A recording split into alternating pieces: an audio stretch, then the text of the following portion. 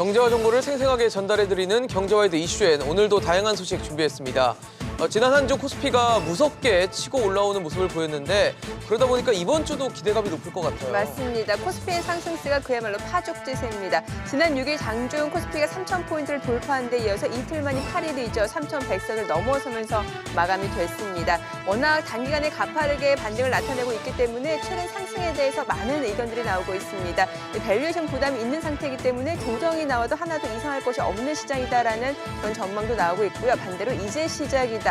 장밋빛 전망도 적지 않은 것 같습니다. 네. 뉴욕 증시도 지난주는 큰 폭의 상승세를 보이는데 이번 주도 그 흐름을 이어갈까요? 네, 말씀해주신 대로 뉴욕 증시도 이틀 연속 사상 최고치를 경신했습니다. 새 정부의 적극적인 경기 부양에 대한 기대가 이어지면서 일제히 오름세를 나타내고 있는데요. 특히나 이번 주죠. 코로나19 대응을 위한 추가 부양책 윤곽이 공개될 예정입니다. 오는 20일 바이든 당선인의 취임식 직후까지도 당분간 부양책 이슈가 시장을 지배할 것으로 전망되고 있습니다. 잠시 체크포인트와 전략까지 세워보도록 하겠습니다. 자, 그리고 이현승 기자, 3차 재난지원금 이제 오늘부터 지급이 되는데 벌써부터 지금 4차 재난지원금 이야기가 나오고 있죠. 맞습니다. 말씀하신 것처럼 오늘부터 9조 3천억 원 규모의 3차 재난지원금이 지급이 됩니다. 그런데 지급되는 이 시점부터 벌써 아직 풀리지도 않았는데 여권을 중심으로는 4차 재난지원금 지급설이 나오고 있습니다. 민주당은 내부적으로 전 국민에게 지급하는 것을 검토 중인 것으로 알려졌는데요. 이 오는 4월 서울과 부산시장 재보궐선 선거와 맞물리면서 뜨거운 감자가 될 것으로 보입니다. 4차 재난지원금 관련 소식은 이슈엔 직설에서 짚어보겠습니다. 네, 그럼 먼저 기업 이슈부터 살펴보겠습니다. 장윤재 아나운서 소식 전해주시죠. 네, 장현재입니다. 국내 증시가 오늘도 최고치 행진을 이어갈 수 있을까요? 개장 전 전일장 특징 업종과 종목 먼저 살펴보겠습니다. 우선 자동차 업종입니다. 애플이 자율주행 전기차인 애플카를 출시하기 위해 현대차 그룹의 협력을 제안하고 협상을 진행 중이라는 언론 보도가 나왔습니다. 이에 대해 현대차 그룹은 애플과 협의 중이나 초기 단계여서 아직 구체적으로 결정된 바가 없다고 밝혔는데요. 다만 양사의 공동개발 기대감 속에 자동차 업종이 일제히 상승했습니다. 특히 현대차 그룹주의 흐름이 좋았습니다. 현대위아가 21.3% 올라 종가 85,900원이었고요. 현대차가 19.4% 급등하며 종가는 24만 6천 원까지 올라왔습니다. 현대모비스도 18% 급등했고요. 기아차 역시 8.4% 올랐습니다. 자율주행차 관련주도 흐름이 좋았습니다. 라닉스와 팅크웨어, 만도, 한라홀딩스, 캠트로닉스도 일제히 상승세를 보여줬는데요. 흐름 함께 살펴보시겠습니다. 네, 일단 라닉스 먼저 살펴보시죠.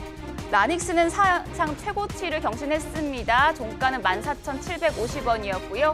팅크웨어가 20.2% 올라 15,750원. 이 밖에 만두가 14.3% 올랐고요. 할다홀딩스가 12%, 캠트로닉스도 10%대 강세 흐름을 보여줬습니다.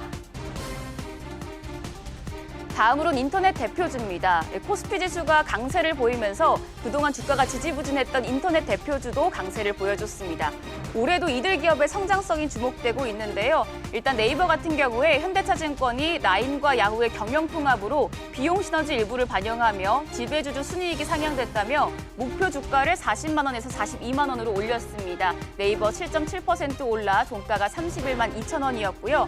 카카오입니다. 한국투자증권이 카카오에 대해서 4분기 매출액과 영업이익이 각각 전년 동기 대비 42% 증가한 1조 2천억 원, 84% 늘어난 1,471억 원을 기록할 것으로 전망을 했는데요. 카카오 역시도 7.8% 급등하며 43만 4천 원에 장을 마쳤습니다. 이어서 IT 대표주도 보겠습니다. 삼성전자와 LG전자의 실적 발표가 있었죠. 코로나19라는 유례없는 위기를 오히려 기회로 삼으면서 연간 호실적을 달성했는데요. 다만 주가의 희비는 엇갈렸습니다. 삼성전자가 4분기 잠정 매출액이 61조 원, 영업이익은 9조 원을 기록하며 증권가의 전망치를 소폭 하회했습니다만 장중에 9만 원 선까지 터치를 했고요. 반면 LG전자는 지난해 매출과 영업이익이 사상 최대를 기록했다는 역대급 실적을 내놨지만 차익 실현 매물이 출회되면서 결국엔 하락 마감했습니다. 일단 삼성전자입니다. 7.1% 올랐습니다. 마감가는 88,800원이었고요. 삼성 SDS도 7.07% 올라 종가는 21만 9,500원이었습니다. 삼성 SDI입니다. 5.87% 올랐습니다. 종가 73만 9천 원을 나타냈습니다. 이 밖에 SK하이닉스와 LG디스플레이입니다. 두 종목 모두 상승 마감했는데요. SK 하이닉스가 2.6% 올라 13만 8천 원이었고요. LG 디스플레이 역시 소폭 상승 마감했습니다. 반면 LG전자는 차익 실현 매물이 출혈되면서 1.67% 떨어지며 종가 14만 7,500원에 마감됐습니다. 마지막으로 가상화폐 관련주 보겠습니다. 비트코인 가격이 8일 장중 한때 4만 달러를 처음으로 넘어섰습니다. 가상화폐 사이트 코인데스크에 따르면 비트코인은 이날 오전 3시를 지나면서 사상 처음으로 개당 4만 달러를 돌파해 4만 324달러까지 올랐습니다. 특히 넥슨그룹이 암호화폐 거래소죠. 빗썸에 인수를 나선다는 소식에 비덴트가 급등을 했는데요. 비덴트 측은 공시를 통해서 넥슨과 공동인수를 추진한 사실이 없다고 밝혔습니다. 그럼에도 불구하고 17.2% 급등을 했습니다. 비덴트 종가 1,250원이었고요. 우리기술투자가 11.1% 올라 5,790원, 한컴미드도 9.08% 올랐습니다. 마감가는 8,050원이었고요. 이 밖에 엔게임과 제이션 시스템도 상승 흐름 보여줬습니다. 여기까지 기업 이슈 전해드렸습니다. 이어서 전일장 상황 전해주시죠.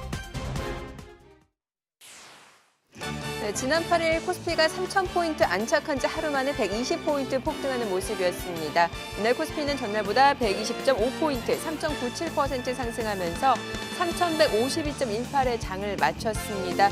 지난달 23일부터 이날까지 10거래일간 무려 418포인트 넘게 치솟은 모습이고요. 지난 6일 하루를 제외하고 9거래일 상승세를 이어간 겁니다. 코스닥은 전날보다 1포인트, 0.1% 떨어지면서 987.79에 마감이 됐습니다.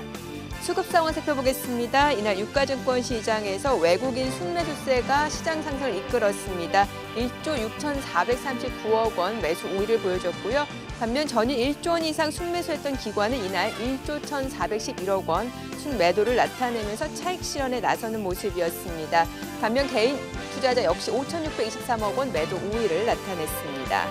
코스닥 수급 상황 살펴보겠습니다. 코스닥에서는 개인 투자자가 2,857억 원 순매수한 가운데 기관이 2,222억 원 순매도를 나타냈고요. 외국인도 179억 원 매도 우위를 보여줬습니다. 이날 코스피 시가총액 상위 종목 대형주로 매수세가 집중되면서 10위권 내 전 종목이 급등으로 마감이 됐습니다. 특히 삼성전자 장중에 9만 원 선을 터치하는 모습이었고요. 지난달 30일 8만 원을 넘어선 지 불과 5거래일 만이었습니다. 종가는 7% 상승한 88,800원이었습니다. 현대차 그룹주 애플 현기차와 협력설이 나오면서 급등세를 나타냈습니다. 현대차가 19% 급등했고요. 현대모비스도 18% 급등세, 기아차도 8% 강세였습니다. 자, 그 밖에 네이버, 카카오도 7% 강세였고요. SK이노베이션도 7% 강세를 나타냈습니다. 이날 코스닥 시가총액 상위 종목 가운데서는 CJ ENM이 5% 강세를 나타냈고요. 셀트리 헬스케어도 5% 넘게 올랐습니다. 그 밖에 2차전지 관련주 에코프로비엠도 4% 강세를 나타냈고요. 반면에 알테오젠, SK머티리얼즈 등은 하락세로 나타냈습니다. 시젠도 1% 약세로 마감이 됐습니다. 이날 서울 외환시장에서 원달러 환율입니다. 전일 대비로 2원 50전 상승하면서 달러당 1,089원 80전으로 마감이 됐습니다. 네, 지난 한 주 글로벌 증시 그리고 국내 증시 상황 함께 체크해 보도록 하겠습니다. 오늘 GMF 투자연구소 이진우 소장 연결되어 있습니다. 소장님 안녕하세요. 네, 안녕하세요. 네, 자, 지금 연초 시장 분위기가 굉장히 좋습니다. 미증시도 줄줄이 사상 최고치를 갈아치고 있는 네. 상황인데, 뉴욕 증시 3대 지수는 물론이고, 러셀 2000 중성주까지도 일제히 사상 최고치를 기록하고 있는 상황이거든요. 뉴욕 증시 그럼 어떻게 보셨나요? 네, 뉴욕 증시 흐름은 계속해서 좋습니다. 사상 최고치 경신 행진은 이어지고 있고, 그리고 그 상승 폭이나 속도 또한 어떻게 보면 리저너블하다라고도 할 수 있겠는데, 앞서 소개하신 것처럼 지난주 한 주 동안의 우리 증시의 움직임이 사실 좀 쇼킹하죠. 지금 화면에 이제 다우존스 지수가 이렇게 나옵니다만 주간 차트를 한번 살펴봅니다. 주간으로 1.61%, 상승 폭은 이제 491포인트가 올랐는데요. 결국 저렇게 2018년 1월 말 2월 초 세계 증시의 첫 고비를 안겨줬던 그 시점부터의 이제 고점과 저점을 연결하는 이런 시도를 기술적으로 계속 해보고 있습니다만, 이 고점을 연결한 선도 다우지수가 이제 올라서기 시작했다 하는 부분입니다. 그런 상황이고, 그 다음 슬라이드를 한번 보시면은 두 개의 종목을 갖다가 이렇게 다우지수 30개 종목 가운데 두 개 아주 눈길을 끌었습니다. 첫째, 위에 거는 캐터필러예요. 캐터필러 뭐 아시다시피 중장비 업체 아닙니까? 그렇죠. 예. 저거는 어떻게 보면 경기 민감주라고도 할 수 있겠고, 무슨 뭐 인프라 투자 이런 얘기가 또 다시 살아날 때 그거 합니다만, 지금 이제 그것도 많이 올랐고 한 주 동안에 6.7%, 그 아래쪽에는 또 골드만삭스도 무려 일주일 동안에 10%나 오르는, 또 은행주가 또 굉장히 오르는 뭐 그런 상황입니다. 저거는 아마 시장 금리가 올랐다는 부분이 큰 것 같은데요. 그런 상황이고, 나스닥도 한번 살펴보시죠. 나스닥 일간 차트입니다. 일목균형표를 가져와서 살펴보는데, 저 노란색 한 부분이 캔들 5개, 지난 한 주간 동안의 움직임입니다. 첫날은 아주 좀 제법 큰 음봉이 나왔죠. 네. 그리고 화수 조금 반등 시도가 미미했다가 목금 이틀 동안 이렇게 확 올라 버렸는데, 저런 정도에서, 자, 그 다음에 다음을 보신다면은 네네. 나스닥에서 위클리 차트 한번 보시죠. 위클리 차트를 보시면은, 자, 이제 가운데 부분에 쿵 무너졌을 때가 작년에 이제 팬데믹 충격이었습니다. 그 이후 올라오고 있는 와중에요. 자, 저기서 지금 이제 오른쪽 마지막 캔들, 즉 지난주 한 주 동안의 움직임이 이제 아래 꼬리가 달리는 모습을 보실 수가 있죠. 여기서 이제 교수형이냐 이런 얘기입니다. 그 다음 슬라이드 보시면 이제 교과서적인 얘기입니다만, 아래 꼬리 달리는 캔들은 그 다음 슬라이드, 왼쪽과 같이 이렇게 오랜 하락 추세 끝에 아래 꼬리가 달리는 저런 캔들은 망치라 그랬죠. 해머. 네네. 반면에 긴 상승 추세 끝에 아래 꼬리가 달리면 저 때는 또 교수형, 이렇게 목 조인다 하는 그런 교수형입니다.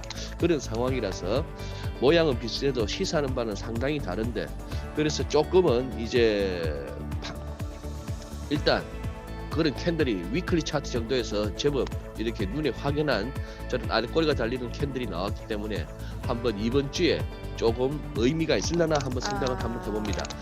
예, 그 준비한 거니까 소장님께서는 예, 지금 네, 그러니까 이게 말씀하시죠. 상승 추세에서 나오는 주봉 차트상에서의 교수형이기 때문에 이게 단기적으로는 좀 고점일 수도 있다, 이렇게 보시는 거죠. 예, 그래서 조금 이렇게 기술적인 접근이긴 합니다만, 네네. 좀 저 부분이 조금 이제 조심스러워진다는 얘기고, 그 다음 차트도 보시면은 예. 4개의 종목이 우리가 잘 아는 나스닥의 대표적인 빅테크 종목들입니다. 일단 애플은 살짝 이제 전고점을 갖다가 지난 9월 초에 있었던 한번 그 충격을 갖다가 이제 극복하려는 듯한 모습입니다만, 아마존닷컴이나 페이스북 이런 쪽은 아직까지 회복을 못한 그런 양상이죠.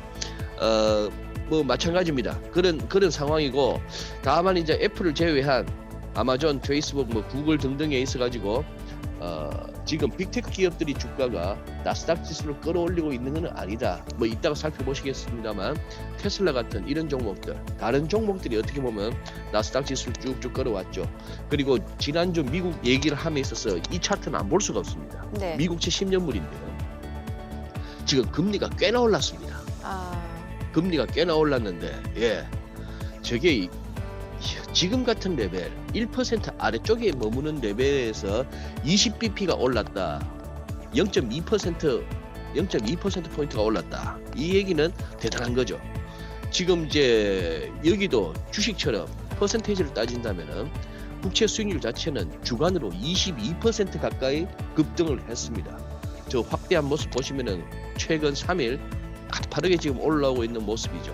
어떻게 보면 이 부분이 이제 지수 내에 은행주를 갖다가 좀 끌어올린다거나, 아니면은 이따 또 살펴보시게 될 미국 달러화가 이 와중에 그렇게 위험 선호 현상은 증시에서 여전함에도 불구하고 달러가 잘 안 밀리는 현상의 배경이기도 한 그런 흐름입니다.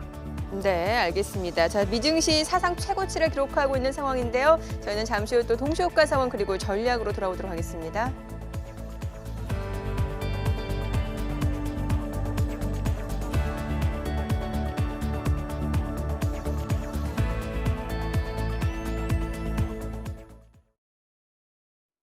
네, 이번 주 첫 거래일 개장을 앞두고 있습니다. 전문가 연결해서 3분 전략 세워보겠습니다. 김선상 전문가 전화로 연결하겠습니다. 전문가님 안녕하세요. 예, 안녕하세요. 네, 지난주 코스피가 파죽지세로 상승을 하면서 3,150대까지 도달을 했습니다. 뉴욕 증시 같은 경우에도 블루웨이브 기대감 속에 사상 최고치를 경신하는 모습이었는데요. 지금 4분기 실적 기대와 함께 차익 실현 매물에 대한 우려가 공존하는 상황입니다. 이번 주 증시 어떻게 보십니까? 예, 이번 주는 이제 어떻게 보면 좀 너무 많이 올랐다. 이제 뭐 과열이다. 뭐 이런 얘기가 좀 많이 나오고 있습니다. 네. 그런 부분도 있지만은 전반적으로 수급 상황에서 저번 주 보면 이제 외국인들이 좀 의미 있는 물량들이 좀 들어왔죠. 한 1조 6천억 정도 금요일 날 좀 큰 순매수가 좀 들어왔습니다. 뭐 최근 들어서는 올해 들어서 가장 큰 순매수가 들어왔는데요. 수급적으로 본다면은 좀 긍정적으로 보고요. 다만 이제 너무 많이 올랐다는 이제 그런 부담감이 있고 또 한 가지는 이제 미국장이 이제 전반적으로 지금 신고가를 낼 일을 펼치고 있지만 주말 전에는 이제 고용 지표가 조금 부진했다. 좀 실망감이 좀 발생을 했어요. 하지만 이제 바이든 지금 당선자께서 이제 의회에서 이제 당선이 이제 확정이 됐죠.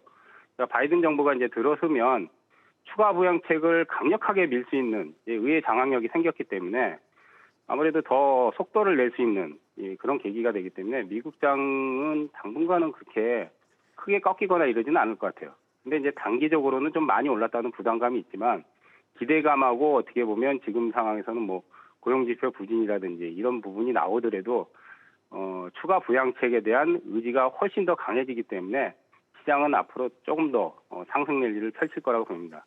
다만 이제 우리 장도 지금 오늘 뉴스 보니까 올해 들어서 전 세계 상승률 1위라고 나오더라고요. 보니까. 네.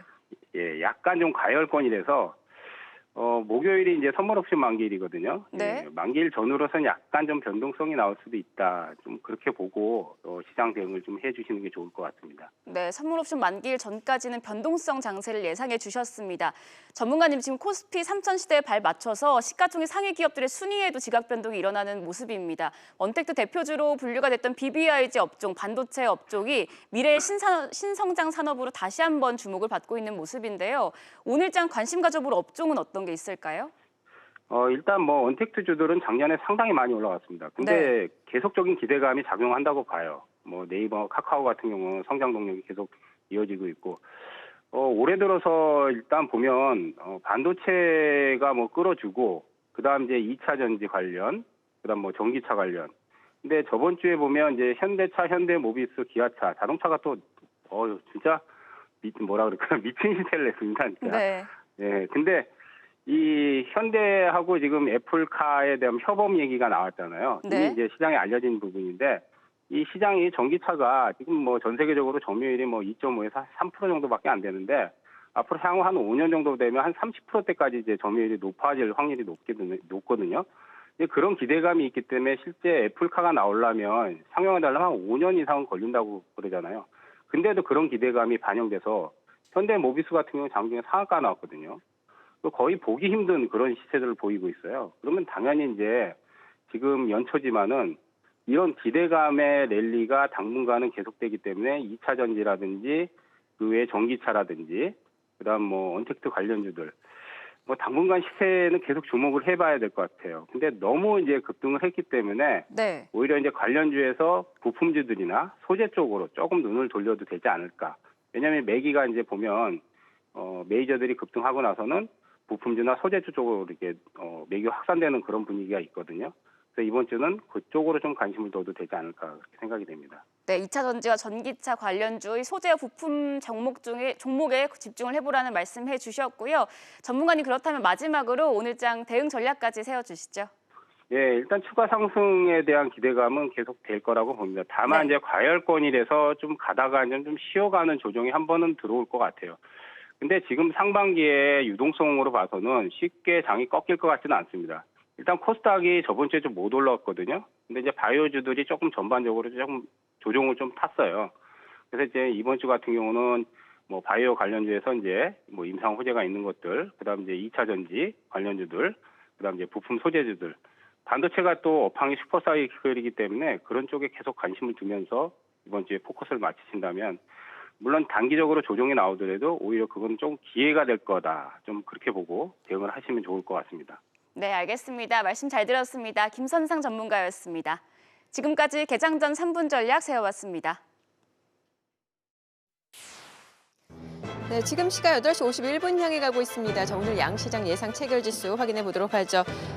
코스피가 오늘 또다시 사상 최고치를 경신할 걸로 보입니다. 자, 이렇게 되면은 3,100선을 돌파한 지 또다시 하루 1거래일 만에 3,200선을 또 돌파하게 되는 겁니다. 1.9% 강세가 예상되면서 예상 체결지수 3,212.28포인트로 집계되고 있고요. 코스닥 0.48% 반등이 예상되고 있습니다. 예상 체결지수 992.53포인트입니다. 시가총액 상위 종목 예상 체결가 확인해 보겠습니다. 최근 대형주 위주로 외국인의 럽콜이 이어지면서 시장 강세가 이어지고 있는데 오늘도 그러한 분위기는 이어질 걸로 보입니다. 삼성전자 지난주 금요일에 장중에 9만 원 선을 터치했었죠. 오늘은 가뿐하게 또 9만 원 선을 돌파할 것으로 보입니다. 3% 넘는 강세가 예상되면서 예상 체결가 91,800원으로 나타나고 있고요. SK하이닉스도 1% 강세 예상되고 있습니다. 예상 체결가 139,500원. 자, 이 가운데 LG화학 오늘 또다시 100만 원 선을 또 돌파할 걸로 보입니다. 강보합 출발 예상되고 있고요. 삼성전자 우선주 오름세 예상되고 있습니다. 지난주 금요일에 현대차 그룹주가 애플카 협력 소식이 나오면서 주가가 많이 급등을 했었죠. 현대차 10% 급등 출발 예상되고 있습니다. 예상 체결가 27만 1,000원권으로 기록이 되고 있는 상황이고요. 이 가운데 이번 주에는 이제 JP모건 헬스케어 컨퍼런스가 있게 됩니다. 바이오주가 다시 한번 상승 모멘텀을 탈 수 있을지가 주목이 되고 있는데 오늘 보시게 되면 삼성 바이오로직스는 강보합 출발 예상되고 있고요. 셀트리온이 2% 강세가 예상이 되고 있습니다. 예상 체결가 37만 7,000원으로 기록이 되고 있고요. 이 가운데 또 언택트 관련주, 플랫폼 관련주, 네이버 카카오 지난 금요일에 강세였었죠. 오늘도 추가적으로 2%에서 1% 강세가 예상되고 있습니다. 자, 그리고 2차 전지 관련주 호가도 살펴봐야겠죠. 테슬라 주가가 또다시 폭등했습니다. 이제 시총이 8천억 달러를 넘어서고 있습니다. 우리 돈으로 880조 원을 넘어서고 있는 상황인데 자, 2차 전지 관련주입니다. LG화학 그리고 삼성 SDI, SK이노베이션 살펴보도록 하죠. 앞서 LG화학은 호가 상황에서 100만 원, 그리고 삼성 SDI도 2% 강세가 예상되고 있고요. SK이노베이션도 지난 금요일에 7% 강세에 이어서 오늘 또다시 5% 넘는 추가적인 상승세가 예상되고 있습니다. 예상 체결가 29만 9천 원이고요. 그밖에 첨보와 에코프로비엠도 역시 상승세가 예상이 되고 있습니다. 코스닥 시가총액 상위 종목 예상 체결가 확인해 보겠습니다. 셀트리온 헬스케어 오늘도 추가적으로 상승세가 이어질 걸로 보입니다. 예상 체결가 4.3% 상승 출발 예상되면서 16만 9,900원이고요. 셀트리온 제약도 1% 강세가 예상되고 있습니다. 22만 5천 원. 자, HLB와 시젠도 상승세 예상되고 있고요. 알테오젠 강보합 출발 예상되고 있습니다. 그리고 CJ ENM이 지난주 금요일에 강세를 보여줬었죠. 오늘도 2% 오름세 예상되고 있습니다. 예상 체결가 15만 9,500원으로 나타나고 있는 상황이고요. 에코프로비엠은 지금 0.7% 올라갈 걸로 보입니다. 자, 이제 개장까지 6분가량 남았습니다. 다시 한번 체크포인트 정리를 해보도록 하죠.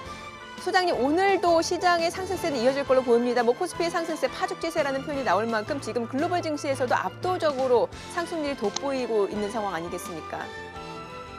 네, 그렇습니다. 우선 첫 주 한 주 동안의 흐름 이렇게 보시면은 전 세계에서 우리 코스피가 제일 많이 올랐습니다. 네. 표 한번 보시면은 한눈에 보입니다. 우리만 오른 건 아니고 전 세계 다 올랐다 보시면 돼요. 지난주 증시 가운데 못 올랐다 싶은 데는 필리핀 한 군데밖에 없습니다만 한 주 동안에 지수가 9.7% 올라서 제일 위에 가 있습니다. 세 번째 보니까 영국도 보이시죠? 브렉시트니 유럽 내에서 코로나가 제일 극성을 부리고 있네, 이런 것들이 다 통하지 않는 그런 흐름이 됐죠. 미국 증시 어디 갔나 싶어서 살펴보니까 지금 나스닥이 저 아래쪽에 이 표에서는 이제 모습을 나타내고 있습니다. 자, 3,100포인트도 넘어서는 사이에 오른쪽의 사진은 그 말씀을 드리고 싶었던 거예요. 네. 지수가 1.5%씩 오르고 있는 와중에도 환율이 5원, 6원도 오르면서도 그동안에 이렇게 시장 흐름이 왔습니다. 주가가 오르는데도 환율도 같이 올랐던 그런 경험을 한 거죠. 물론 그 사이에 지수가 팍팍 올라가는 동안은 다시 1,080원을 테스트하는 한번 환율 하락세가 있었습니다만, 즉 증시와 외환시장의 결이 약간 다르다 하는 느낌. 그 다음 슬라이드도 보시면은 저렇게 해서 대부분 다 올랐다는 것이고, 우리 코스닥이, 그 다음 슬라이드 보시면 코스닥이 2% 주간 상승률에 그치면서 이렇게 순위로 보면 많이 처져 있습니다. 작년에는 코스닥이 금메달이었죠. 네. 그럼 금년에는 코스피냐? 작년 초부터 지난 1년 동안의 흐름이 딱 저렇습니다. 지난 1년 동안 흐름 지금 지난 1년 동안이라기보다도 우리 지난 3월에 저점 찍기 직전부터 해서 똑같은 기간 동안에 위에 코스피와 아래쪽 코스닥을 한번 겹쳐봤는데 확실히 지금 새해 들어서 작년 말부터는 코스피의 상승세가 굉장히 빠르다는 거 보실 수가 있고 지금 저것이 아래쪽에 화면 저것이 결국 지난 주말의 모습이었죠. 네네. 자, 그다음 한번 보시면 우리 언론들 다 같이 과열을 우려하고 있는 모습들입니다. 그냥 코스피라고 해가지고 뉴스를 검색해 보니까 예. 다 저런 얘기밖에 없어요. 매체가 어디든 간에 단기 과열 아닌가 싶기도 하고 그러면서도 궁금한 것은 어디까지 갈까 하는 것이고 3월 이제 16일 공매도 재개될 때까지는 가는 거냐 하는 얘기. 이런저런 지표들이 과열을 경고한다. 이런 증시가 이때까지 없었다. 뭐 등등이 나오죠. 오른쪽에 저 한국경제에서 정리한 저 표기도 합니다만 그야말로 급등한 증시 모든 상식들이 깨졌습니다. 네네. 조정이란 게 없죠. 성장주 오를 때는 가치주가 부진한다 뭐 이런 식이었던 나름 공식이 있었습니다만 이놈도 오르고 저놈도 오르고 다 오릅니다. 아, 예. 그다음에 무거운 대형주는 상승이 제한된다. 아무래도 무거운 대형주. 그러나 우리 의미 보셨잖아요. LG전자 같은 게 상한가를 쳤고요. 예. 바로 지난 금요일 날은 현대차가 뉴스 하나에 그런 급등세를 보이기도 그렇죠. 했습니다. 자, 금리가 좀 오른다면은 증시는 안 좋은 거 아니야라고 했지만 예. 앞서 살펴보셨다시피 미국채 수익률뿐만 아니라 국내에서도 국고채 금리가 막 오르는 와중에도 저렇게 뛰고 있는 부분이죠. 뭐 요약하자면은 오늘도 아까 보여주신 예상 지수 그런 상황인데 주말 동안에 그냥 차트쟁이들끼리 얘기 좀 했습니다. 예, 예. 했더니만 야, 이건 뭐 당연히 그 레벨 나오는 거 아니냐 이유 따지지 말고 우리는 기술적으로만 접근하는 선수들이니까 그거로만 얘기하자고 못 가도 3,260원 가야지 살짝 오버하면 3,300원 한번 건드려야겠지. 그래서 그래 뭐 거기까지는 가겠네 라는 그런 얘기를 했습니다. 아마 이걸 갖다가 지금 주식을 갖다가 투자를 안 하시는 분들 가운데 아침에 이렇게 채널을 돌리시다가 이런 얘기를 접하시게 되면은 대부분 뭐 혀를 찰 수밖에 없는 것이 네. 우리의 현실이죠. 뭐 그런 상황인데 시장은 또 이렇게 가고 있는 것은 또 이 또한 현실입니다. 예. 뭐 사실 지금 주식 투자 안 하시는 분들은 상당한 소외감을 느낄 수밖에 없는 시장 분위기고 뭐 제 주변에 현실적으로 보더라도 다 주식 투자를 하시는 것 같다는 생각이 드는데 자, 문제는 네. 이제 뭐 지금 조정이 나와도 하나도 이상할 것 없는 시장이다라는 분위기도 적지 않이 있는 것 같은데 이게 조정을 보인다 하더라도 이게 단기 과열에 따라서 네. 일시적으로 좀 쉬어갔다가 다시 올라갈 수 있는지 아니면은 이게 또 추세로 하락으로 또 반전하는 건 아닌지 이런 부분도 약간 걱정은 있거든요. 그냥 코스피 월간 차트 예. 제가 네네. 보내드린 거 이거 보면서 한번 그냥 느낌적으로 감각적으로 한번 접근해 보시죠. 네네. 자, 왼쪽에 이렇게 보시면은 IMF 외환위기 왔을 때 지수가 고점 대비 75% 빠진 거 보이시죠? 예. 그러고 나서 이제 다시 1000포인트 가는 동안에 지수 자체는 285% 올랐습니다. 그러고 나서 이제 닷컴 버블하고 9.11 있고 할 때 56% 빠졌고요, 지수가. 네네. 자, 그 이후에 금융위기 오기 전까지 계속된 랠리는 지수가 349% 그동안 올랐습니다. 그래 금융위기 때 57% 빠졌네요, 지수는. 자, 그 이후 뭐 박스피도 있고 했습니다만 2018년 장 꺾이기 전에 고점까지 192%. 그리고 이번에 팬데믹 때 지수 낙폭은 마이너스 45%. 그리고 지금 현재 지난 3월 대비 현재 120% 지수가 올라와 있는 상황입니다. 그래서 이런 이제 로그 차트 갖다가 가끔씩 하기는 또 하는 거죠. 지금 이 차트만 봐서는 최근에 막 급해 보입니다만 시간적 단기간에 오른 거로 봐서는 굉장히 급한 것도 사실이죠. 네. 자, 그 다음에 얘는 그러면 어디서 멈추고 그 다음에 지수 낙폭은 대충 얼마가 될까? 그냥 느낌적으로 감각적으로 한번 접근해 보시죠. 과거에는 56%, 57% 뭐 이랬는데 알겠습니다. 50%까지 자, 잘 안 그러면은 가겠죠. 소장님 저희 개장하고 네. 들어보도록 하겠습니다. 자, 오늘 국내 증시 상승세 이어갈 수 있을지 국내 증시 함께 개장해 보도록 하겠습니다.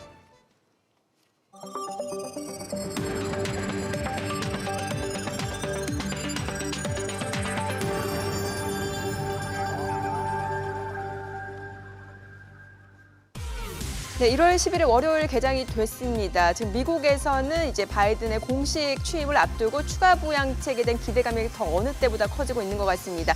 미증시 3대 지수도 사상 최고치를 경신하고 있는 상황이고요. 중소형 주죠 러셀 2000까지도 사상 최고치를 기록하고 있습니다. 더불어서 국내 증시 연초 이후 상승세가 굉장히 가파릅니다. 코스피가 3,000선을 장중에 돌파한 지 이틀 만에 3,100선을 돌파한 모습이고요. 종가 기준으로는 3,100선에 안착한 지 하루 만에 또다시 3,000선에 안착한 지 하루 만에 3,100선을 돌파해내고 있습니다. 외국인의 러브콜이 이어지면서 대형주 위주로 상승세가 이어지고 있는 상황이고요. 앞서 호가에서도 보셨다시피 오늘 국내 증시 추가적으로 상승세가 이어질 걸로 보입니다. 지난해는 코스닥 힘이 굉장히 좋았고요. 올해는 실연초효과 코스닥의 강세라기보다는 대형주 위주로 강세가 이어지고 있는 상황입니다. 자, 오늘 양시장 출발지수 확인해 보도록 하겠습니다. 코스피입니다. 지금 1% 강세를 나타내고 있습니다. 지금 3,184포인트 출발 나타내고 있습니다. 자, 지금 3,100선, 3,180선을 가뿐하게 돌파해내고 있는 상황이에요. 자, 이렇게 되면은 3,200선 터치까지도 좀 무난할 수 있는 시장 분위기고요. 코스닥 출발 지수도 확인해 보도록 하겠습니다. 코스닥은 오늘 0.36% 반등을 보여주고 있습니다. 990.59포인트입니다. 시가총액 상위 종목 시초가 확인해 보겠습니다. 삼성전자가 지난 금요일에 장중에 9만 원 선을 터치했었고요. 오늘 9만 원을 돌파해내고 있습니다. 2% 강세입니다. 9만 지금 700원 선에 거래가 되고 있는 상황이고요. SK하이닉스는 보합이네요. LG화학입니다. 1% 강세입니다. 삼성전자 우선주도 2% 강세로 79,700원에 거래되고 있고요. 삼성바이오로직스가 0.48% 상승세입니다.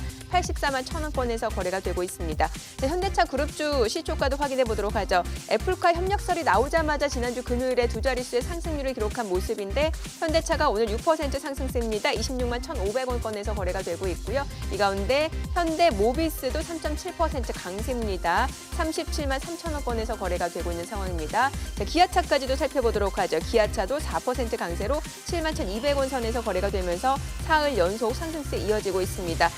지금 현대차 그룹주 동반 강세를 보여주고 있고요. 일단 상승 탄력은 지난 금요일 대비로는 약간은 좀 제한된 모습입니다. 각각 6%, 3%. 자, 그래도 지금 주가의 강세는 여전히 이어지고 있는 상황이고요. 자, 그리고 오늘 보시게 되면은 2차 전지 관련주도 다시 한번 좀 체크를 해볼 필요가 있는 게 테슬라 주가가 뉴욕 증시에서 또 많이 올랐습니다. 이미 시가총액이 8천억 불을 넘어서고 있는 상황인데 오늘 LG화학입니다. 1.5% 강세로 100만 원 선을 돌파해내고 있습니다. 101만 6천억 건이고요. 지금 수급적으로 보더라도 외국 개창구를 통해서 빠르게 매수 주문이 유입이 되고 있습니다. 외국인의 러브콜이 이어지고 있다라고 보시면 될 것 같고요. 삼성 SDI도 좀 체크를 해보도록 하죠. 삼성 SDI도 지금 1.8% 상승으로 75만 3천 원. 이 가운데 SK이노베이션도 3% 넘는 강세입니다. 29만 4천 원이고요. 그밖에 에코프로비엠 그리고 첨보까지도 1%에서 3% 강세 흐름 이어지고 있습니다. 자, 그리고 코스닥 시가총액 상위 종목 시초가도 확인해 보도록 하겠습니다. 셀트리온 헬스케어가 1.7% 상승으로 사흘 연속 상승세입니다. 16만 5,700원에 거래가 되고 있고요. 셀트리온 제약도 0.4% 올라갑니다. HLB, 시젠 그리고 알테오젠은 1% 내외의 약세 흐름 이어지고 있고요. CJ ENM입니다. 오늘도 4% 주가 강세 흐름 이어지고 있습니다. 지난 금요일에 역시 주가 상승세가 이어졌고요. 사흘 연속 상승세가 이어지면서 16만 2,900원에 거래가 되고 있습니다. 자, 오늘도 역시 분위기는 지금 코스피 쪽 대형주 위주로 수급이 쏠리면서 주가 상승세가 이어지고 있는 상황이네요. 자, 그럼 수급 상황 함께 살펴보도록 하겠습니다. 자, 오늘은 개인 투자자가 매수를 보여주고 있습니다. 사실 지난주 유가증권 시장에서 시장이 많이 오를 때 개인 투자자는 차익 실현에 나서는 모습이었는데요. 오늘은 개인 투자자 또다시 매수 보여주고 있습니다. 4,511억 원 매수 우위를 나타내고 있고요. 지난주 금요일 1조 원 넘게 순매수를 보여줬던 외국인 오늘은 일부 차익 실현에 나서고 있습니다. 1,128억 원 매도 우위, 기관은 3,351억 원 순매도를 기록 중입니다.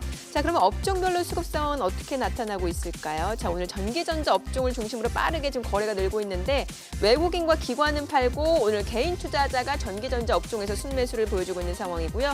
의약품 섹터도 마찬가지입니다. 개인 투자자는 순매수를 보여주고 있고 외국인과 기관은 매도 우위입니다. 또 업종별 상승률을 봤을 때는 오늘도 역시 현대차 그룹주 강세가 독보적으로 나타나면서 운수장비 섹터가 5% 강세고요. 뒤에서 전기전자 섹터도 상승세 이어지고 있습니다. 그 밖에 제조업, 증권, 유통 섹터도 강세가 이어지고 있는 상황입니다. 자, 그렇다면 코스닥 수급 상황은 어떨까요? 코스닥은 지난주 금요일과 동일합니다. 개인 투자자의 순매수세가 이어지고 있고요. 외국인과 기관, 두 메이저 수급 주체는 팔고 있습니다. 253억 원, 153억 원 매도 우위고요. 개인 투자자는 426억 원 순매수를 보여주고 있습니다. 환율도 체크를 해보도록 하겠습니다. 오늘 외환시장 개장 상황입니다. 달러원 환율은 4만 70전 상승한 1,093원 50전에 개장이 됐습니다. 자, 소장님. 네. 뭐 오늘도 상승세 이어지고 있는데 현대차 강세가 이어지고 있고 뭐 전기전자도 마찬가지고 오늘은 개인 투자자가 좀 사주고는 있습니다만 그래도 최근에 굉장히 의미 있었던 부분이 외국인들이 대형주 뭐 삼성전자, 현대차그룹 쪽 많이 샀거든요. 이 부분은 굉장히 의미가 있다고 좀 네. 보여지거든요. 예, 지금 그렇습니다. 우선 수급 측면에서는 예. 참 주거니 받거니 그동안 해왔습니다. 개인이 사는 날, 그것도 뭐 하루에 수급 주체별로 뭐 1조 넘는 2조 가깝게 네. 이런 상황을 갖다 보니까 우리가 참 전대미문의 시장 상황을 갖다가 겪고 있는 것이죠. 아닌 게 아니라 각 증권사 객장에서 들려오는 그 소식이 그냥 괜한 소리는 아닌 것 같습니다.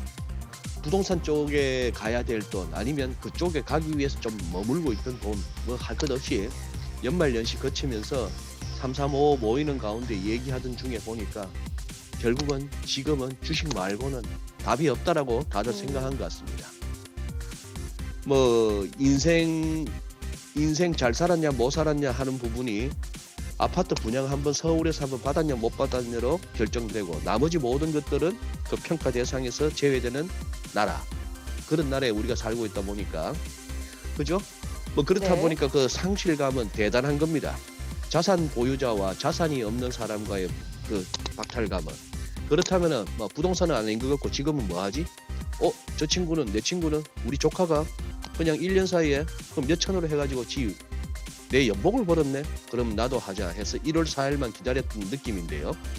자, 우스갯소리고. 자, 주거니 받거니라고 했던 그 슬라이드 한번 펼쳐봐 주시죠. 예. 지난주까지의 흐름입니다.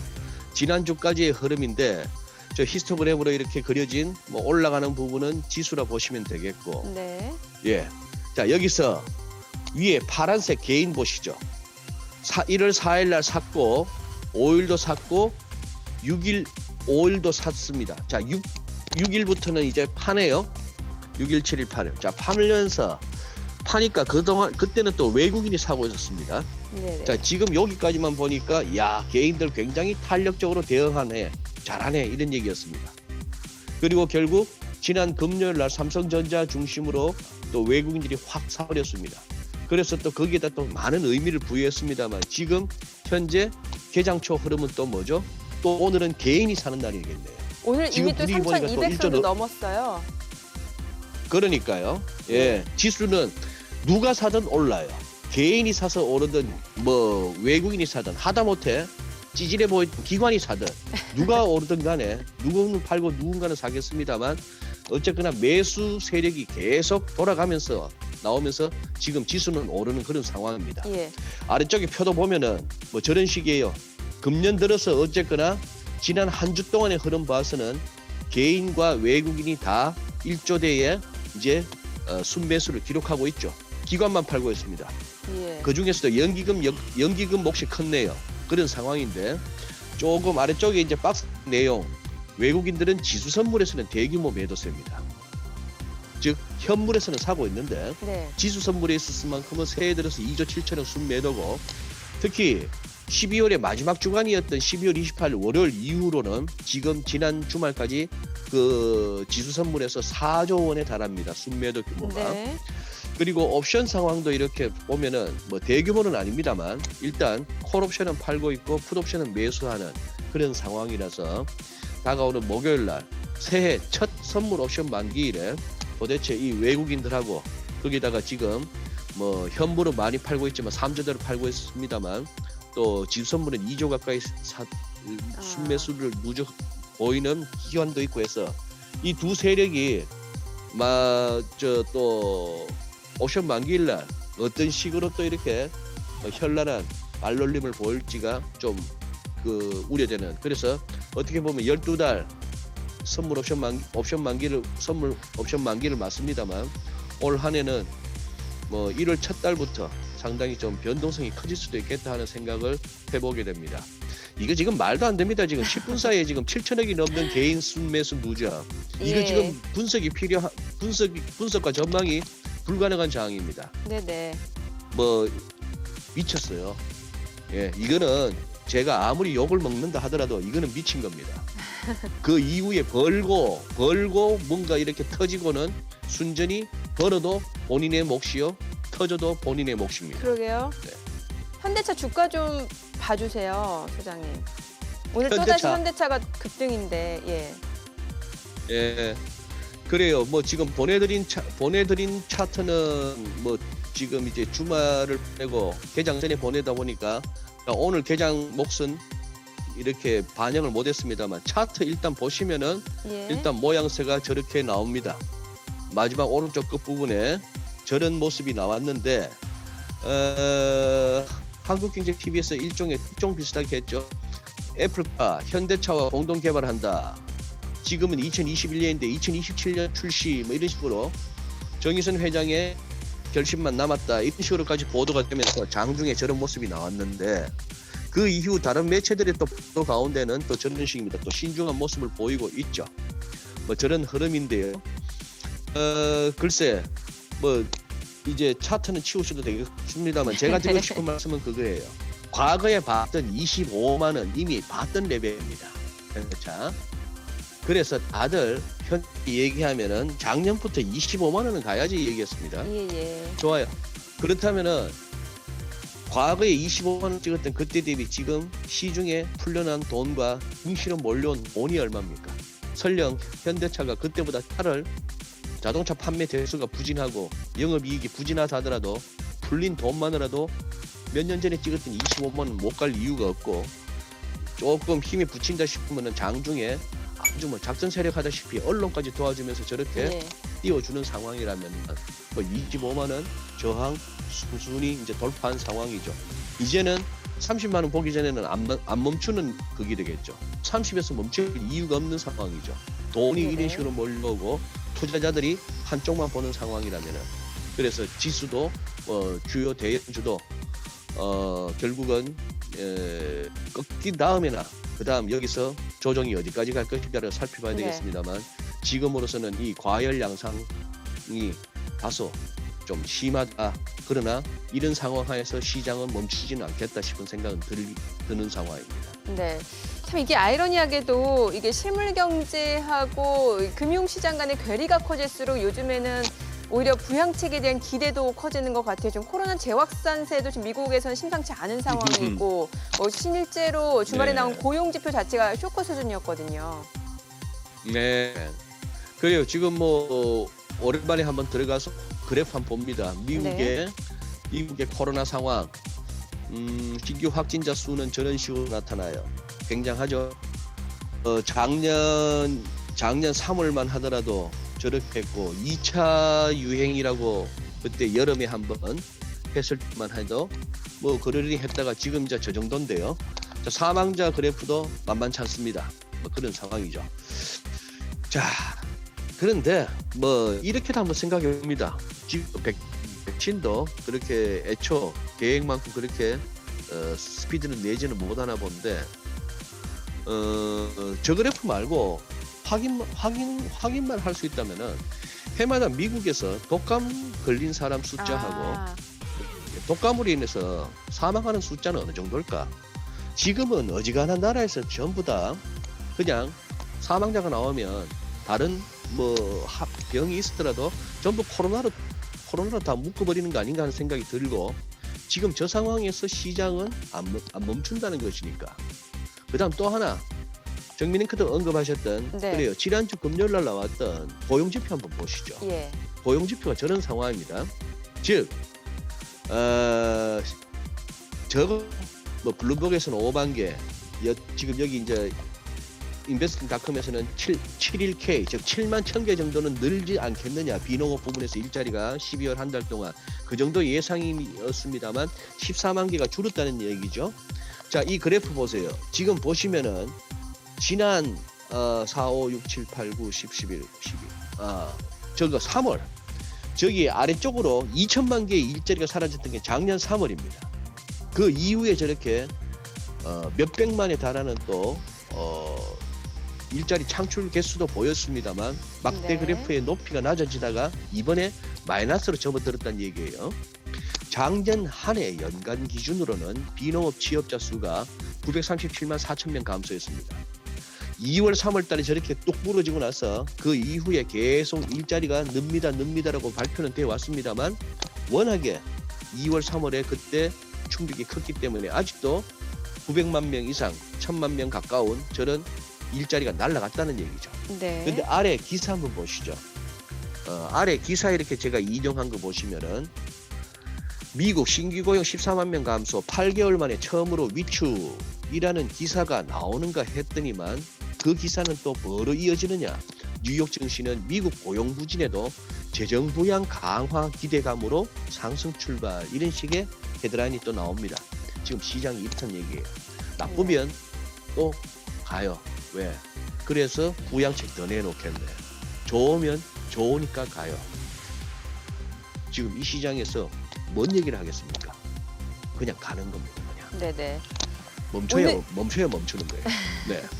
뭐 지금 현대차 그룹주뿐만이 아니라 2차 전지 관련주도 많이 올라가요. 뭐 최근에 LG화학 뭐 100만 원 이제 돌파했고 SK 이노베이션도 네. 마찬가지고 이게 테슬라 주가하고도 상당히 커플링 되는 현상이 있는데 테슬라가 미증시에서 지금 시가총액이 이미 뭐 900조 원을 돌파하고 페이스북을 넘어서 시가총액 5위까지 올라섰잖아요. 네. 예, 앞으로 자, 테슬라 이렇게 얼마까지 갈 수 있을까요? 테슬라 차트 한번 띄워봐 주시죠. 네. 오늘 똑같은 말씀만 계속 죄송스럽게 똑같은 말씀만 드릴 수밖에 없습니다. 지금 분석 안 됩니다.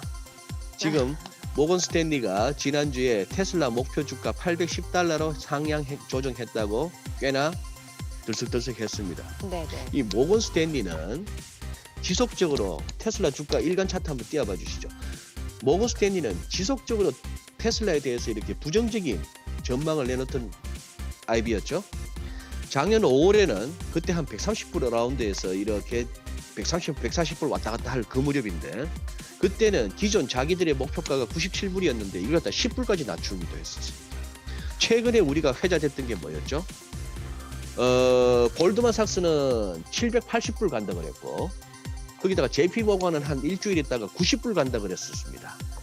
그 얘기를 했는데 이번에 모건 스탠리가 810달러 간다고 했던 게 1월 5일 날 리포트였어요. 예. 근데 지금 뭐죠? 880불로 지난 주말 끝났습니다. 810불 간다라고 했더니만 지난 금요일 날 장중 884불까지 갔다가 880불로 마감한 테슬라예요. 다음 슬라이드를 보시면은 네, 시가총액 기준으로 미국의 그 많고 많은 회사들 가운데 5번째 큰 회사가 되어버렸습니다. 오른쪽 그래프 보시면 애플, 마이크로소프트, 아마존, 구글 다음에 회사가 됐습니다. 뭐 페이스북도 잡겠다는 것인데 그리고 왼쪽 표 보시죠. 지난 한 주 동안에 애플, 마이크로소프트, 뭐 아마존, 구글, 페이스북 죄다 마이너스예요. 테슬라만 23.7% 올랐습니다. 이 동네도 저놈의 이 세상 주식이 아닌 테슬라 덕분에 나스닥이 저렇게 가고 있는 겁니다. 지수가 오른다고 모든 종목의 주가가 오르지 않는 현상은 뉴욕에서도 나타나고 있는 상황이에요. 90달러냐 780달러냐 제 얘기한 게 12월 14일이네요. 그러고 나서 1월 초에는 이럴 줄은 몰랐네 투자은행 깜짝 놀라 뭐 이런 상황입니다. 네네. 뭐 이런 상황이고 이 와중에 지난번 작년에 한번 소개해드렸던 빅숏의 마이클 버리, 빅숏의 주인공 마이클 버리 같은 경우는 그때 한 달 전에 이미 테슬라 자기가 공매도 쳤다고 대놓고 얘기를 했는데 이쯤 되면 어떻게 되겠습니까? 우리 생각에 이 친구 뼈도 못 추리고 실려 나갔겠네 싶은데 지금 뭐 또 들려오는 기사로는 아직까지는 그래도 마이클 버리 기계는 살아있네요. 자신의 빅숏의 기회는 점점 더 커지고 있다면서 여전히 이 시장 상황에서 테슬라의 급등을 뭐 인정하지 않는 분위기입니다. 그런데 지금 다 테슬라 하는 거에서 다들 지금 백기투항하고 있는 겁니다. 그동안 테슬라를 갖다가 그냥 좀 잘 나가는 자동차 회사로 봤을 뿐인데 알고 보니 어떤 이제 기관의 이제 일종의 항복 문서 내용입니다. 가만히 보니 투자자들은 테슬라를 두 개의 기술 회사를 보고 있네. 하나는 전기차 시장 리더, 다른 하나는 자율주행 기술과 태양광 발전 저장소, 배터리 구동장치 기술 등과 같은 기술을 제공하는 회사. 다 해먹으란 얘기인데, 뭐 그런 식으로 해서 결국 손을 들 수밖에 없죠. 저렇게 간다면은 이런저런 이유로 하다가 자신의 그것이 통하지 않는 상황, 결국 시장에 순응할 수밖에 없어서 저렇게 논리를 바꾸는 이제 분석기관들이나 투자기관들도 나타나고 있는 상황입니다. 네. 군대에서는 계급장이 깡패고요. 증시에서는 그냥 계좌 까봐 하는 그 말처럼 그냥 가는 종목, 버는 종목, 돈 벌어주는 종목이 최고고 그러게요. 거기에다가 무슨 시비를 거는 거는 의미가 없습니다. 예, 알겠습니다. 소장님 전략까지 좀 이야기 들어봤습니다. 오늘 말씀 고맙습니다. 잘 들었습니다. 네, 감사합니다. 네. 자, 지금 시각 9시 21분 향해 가고 있습니다. 자, 외국인 지난주 많이 매수를 했는데 어떤 종목들을 주로 매수했는지 외국인 순매수 상위 종목 현재 주가 상황 살펴보겠습니다. 지난주 금요일 외국인은 삼성전자, 네이버, 그리고 현대차, 카카오, SK하이닉스, NC소프트 순매수를 해줬는데요. 오늘도 일제히 강세고요. 현대차 이미 12% 넘는 급등세고요. 삼성전자도 지금 4% 강세입니다. 그밖에 카카오, SK하이닉스까지도 일제히 올라가고 있고요. 자, 그밖에 NC소프트, 삼성전기, 삼성전자, 우선주, LG와 KB금융도 외국인 순매수 상위 종목입니다. 오늘 대형주로 쏠림 현상이 굉장히 강해지고 있는데 LG화학도 3% 강세로 103만 3천 원까지 치고 올라갑니다. 이 가운데 KB금융은 소폭 조정을 받고 있는 상황이죠. 자, 기관 순매수 상위 종목도 살펴보도록 하겠습니다. 이마트, 카카오, 네이버, CJ제일제당, 기아차입니다. 이마트는 하락세고요. 자, 그밖에 종목들 CJ제일제당도 강보합권이고요. 기아차가 7% 강세입니다. 자, 그리고 현대모비스, 삼성물산, 일진머티리얼즈, SKC, 포스코케미칼 역시 기관 순매수 상위 종목인데요. 현대모비스도 역시 6% 강세 이어지고 있고요. 그밖에 일진머티리얼즈 5% 상승세, 포스코케미칼도 1% 강세로 13만 2천 원에 거래되고 있습니다. 지금 시각 9시 22분 지나가고 있습니다. 시장 전체적인 흐름 확인해 볼게요. 코스피가 계속해서 3,210선 계속해서 지지해내고 있는 상황이고요. 코스닥은 오히려 지금 하락으로 반전이 됐습니다. 0.9% 약세로 977.53포인트입니다. 오늘 1월 11일 월요일 개장 상황 전해드렸습니다.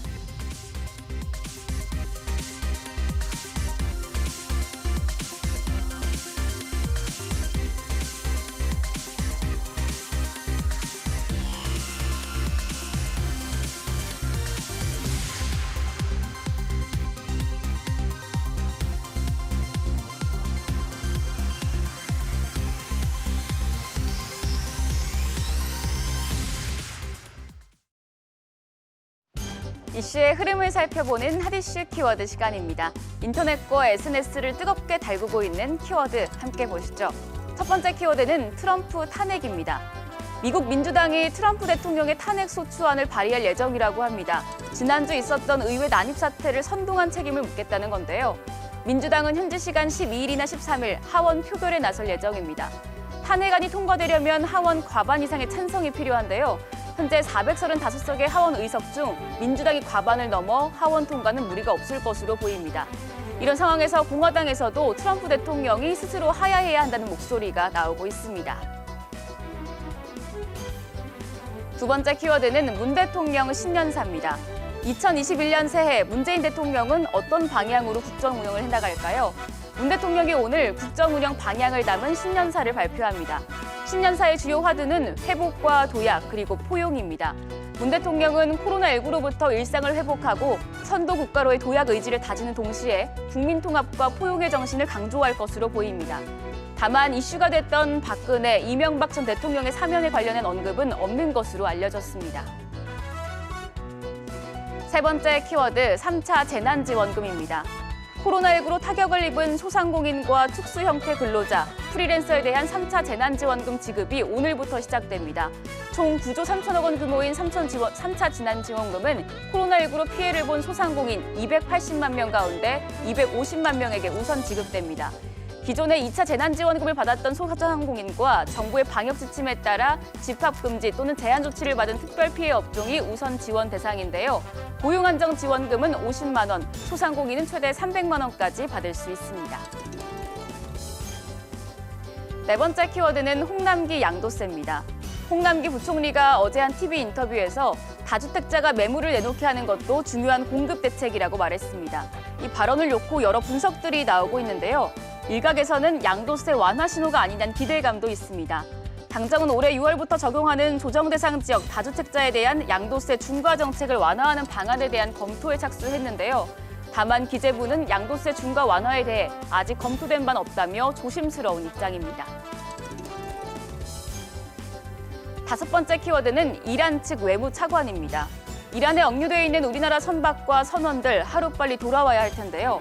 최종건 외교부 1차관이 이번 사태 해결을 위해 본격적인 협상에 들어갔지만 협상 결과를 예단하긴 어렵습니다. 이란 국영 IRNA 통신에 따르면 최 차관은 현지 시간 10일 테헤란에 도착해 아바스 아락치 이란 외무차관과 만났는데요. 이란 측은 사법부 결정이 나올 때까지 한국 선박은 어디로도 갈 수 없다고 밝힌 것으로 전해집니다. 이란의 다른 통신사는 이란 관리들이 한국 선박 억류는 미국의 제재에 따른 한국 내 이란 계좌 동결과 아무런 관계가 없다고 주장했다고 전했습니다. 여섯 번째 키워드, 북한 핵 잠수함입니다. 북한 김정은 위원장이 이번에 열린 노동당 제8차 대회에서 핵 잠수함 개발을 공식화했습니다. 새로운 핵 잠수함 설계 연구가 끝나 최종 심사 단계에 있다고 밝혔는데요. 김 위원장은 미국 본토를 사정권으로 하는 대륙간 탄도미사일 ICBM의 명중률을 높이라고도 주문했습니다. 그리고 그제는 5년 만에 당의 가장 지침을 국방력 강화라고 선포를 했습니다. 5년 전 폐지했던 비서국도 부활시켰는데 북한의 군사적 불안정성이 높아졌다는 우려가 나옵니다. 일곱 번째 키워드는 CES 2021입니다. 세계 최대 가전 전시회 CES가 오늘부터 14일까지 나흘간 개최됩니다. 이번엔 코로나19 여파로 54년 역사상 처음으로 온라인으로 개최되는데요. 코로나로 집에서 보내는 시간이 길어지면서 올해는 가정을 중심으로 한 기술이 화두로 떠올랐습니다. 올해 CES 컨셉은 올 디지털입니다. 비대면 시대의 핵심 기술인 인공지능과 사물 인터넷, 자율주행 기술 제품들이 공개될 전망인데요. 삼성전자와 LG전자는 이번 CES에서도 치열한 TV 전쟁을 예고했습니다. 오늘 밤 개막할 CES, 그 모습이 궁금해지네요. 오늘 마지막 키워드는 AI 이루다입니다. 인공지능 챗봇 이루다, 스타트업 스캐터랩이 지난달 23일 페이스북 메신저 기반으로 출시한 AI 챗봇인데요. 이루다가 성적 접근에 시달렸던 소식에 이어서 이번에는 동성애 혐오를 학습한 것으로 보인다는 우려가 제기됐습니다. 이재용 전 소카 대표는 이루다가 레즈비언이란 단어에 진짜 싫다 등 부정적인 답을 한 대화 내용을 공유하면서 사회적 합의에 못 미치는 수준의 서비스를 제공한 회사가 문제라고 비판을 하고 지금은 서비스를 중단할 시기라고 언급했습니다. 지금까지 핫이슈 키워드였습니다.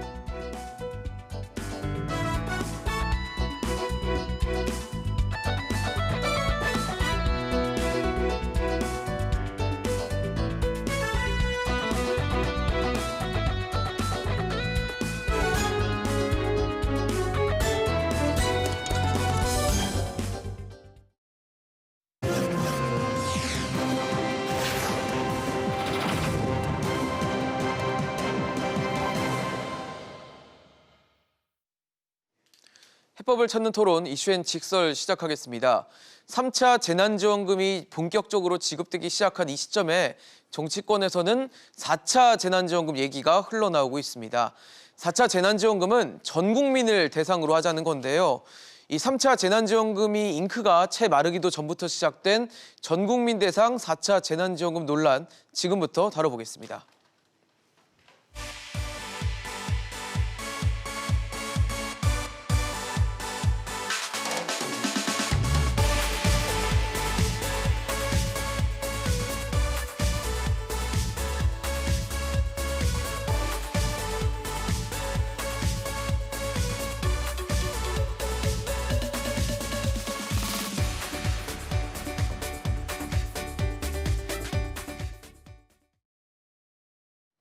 네, 본격적인 얘기 앞서 관련 얘기 풀어주실 세 분 소개하겠습니다.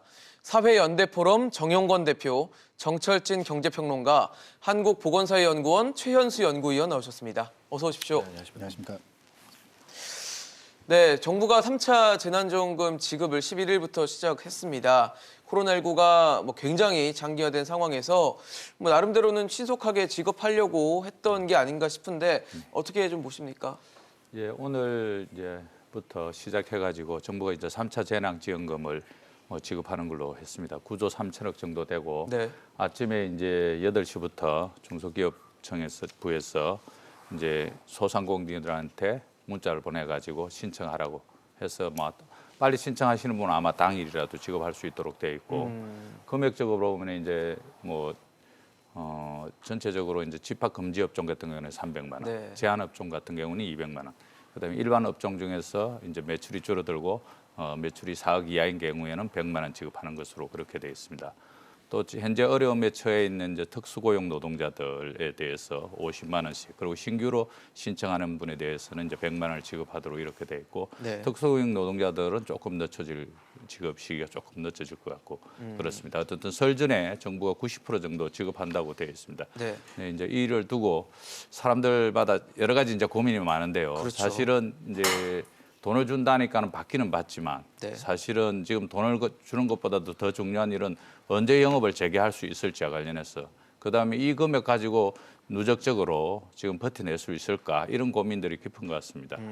그래서 정부가 좀 더 소상공인들에 대한 지원을 지속적으로 좀 강화할 필요가 있다 이렇게 생각하고 있습니다. 네, 액수에 대한 내용을 차치하더라도 일단 소상공인과 자영업자들의 어려움이 워낙 지금 오늘 내일 하는 상황이기 때문에 그렇습니다. 시급성에 좀 신경을 썼다는 생각이 드는데 기준이 있잖아요. 이제 매출이 많이 감소한 특히 연매출이 지난해 기준으로 봤을 때 4억 원이 넘으면 대상이 안 되고 이런 기준들이 있는데 이 기준에 대해서는 어떻게 좀 보십니까? 그렇습니다. 우리가 좀 명확히 할 부분이요. 이제 세 가지 정도 300만 원, 200만 원, 100만 원 지원이 있지 않습니까? 그렇죠. 예, 집합 금지, 집합 제한들이 있는데 그 집합 금지, 집합 제한 그 업종에도 실은 매출에 대한 기준이 있어요. 30억이라든가 10억이라든가 있고. 예, 예. 그러나 이제 거기에 대해서는 일단 일괄적으로 300만 원, 200만 원이 지급이 되는 것이고 매출액 기준으로 가장 좀 논란이 되는 부분이 이제 그 마지막 4억 100만 원 지급받는 이제 그런 부분이거든요. 매출 4억 이하인 경우에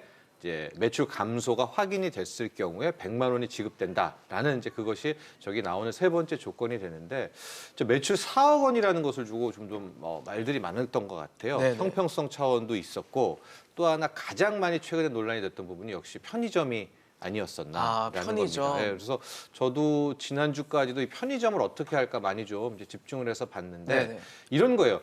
그 편의점 같은 경우에는 네.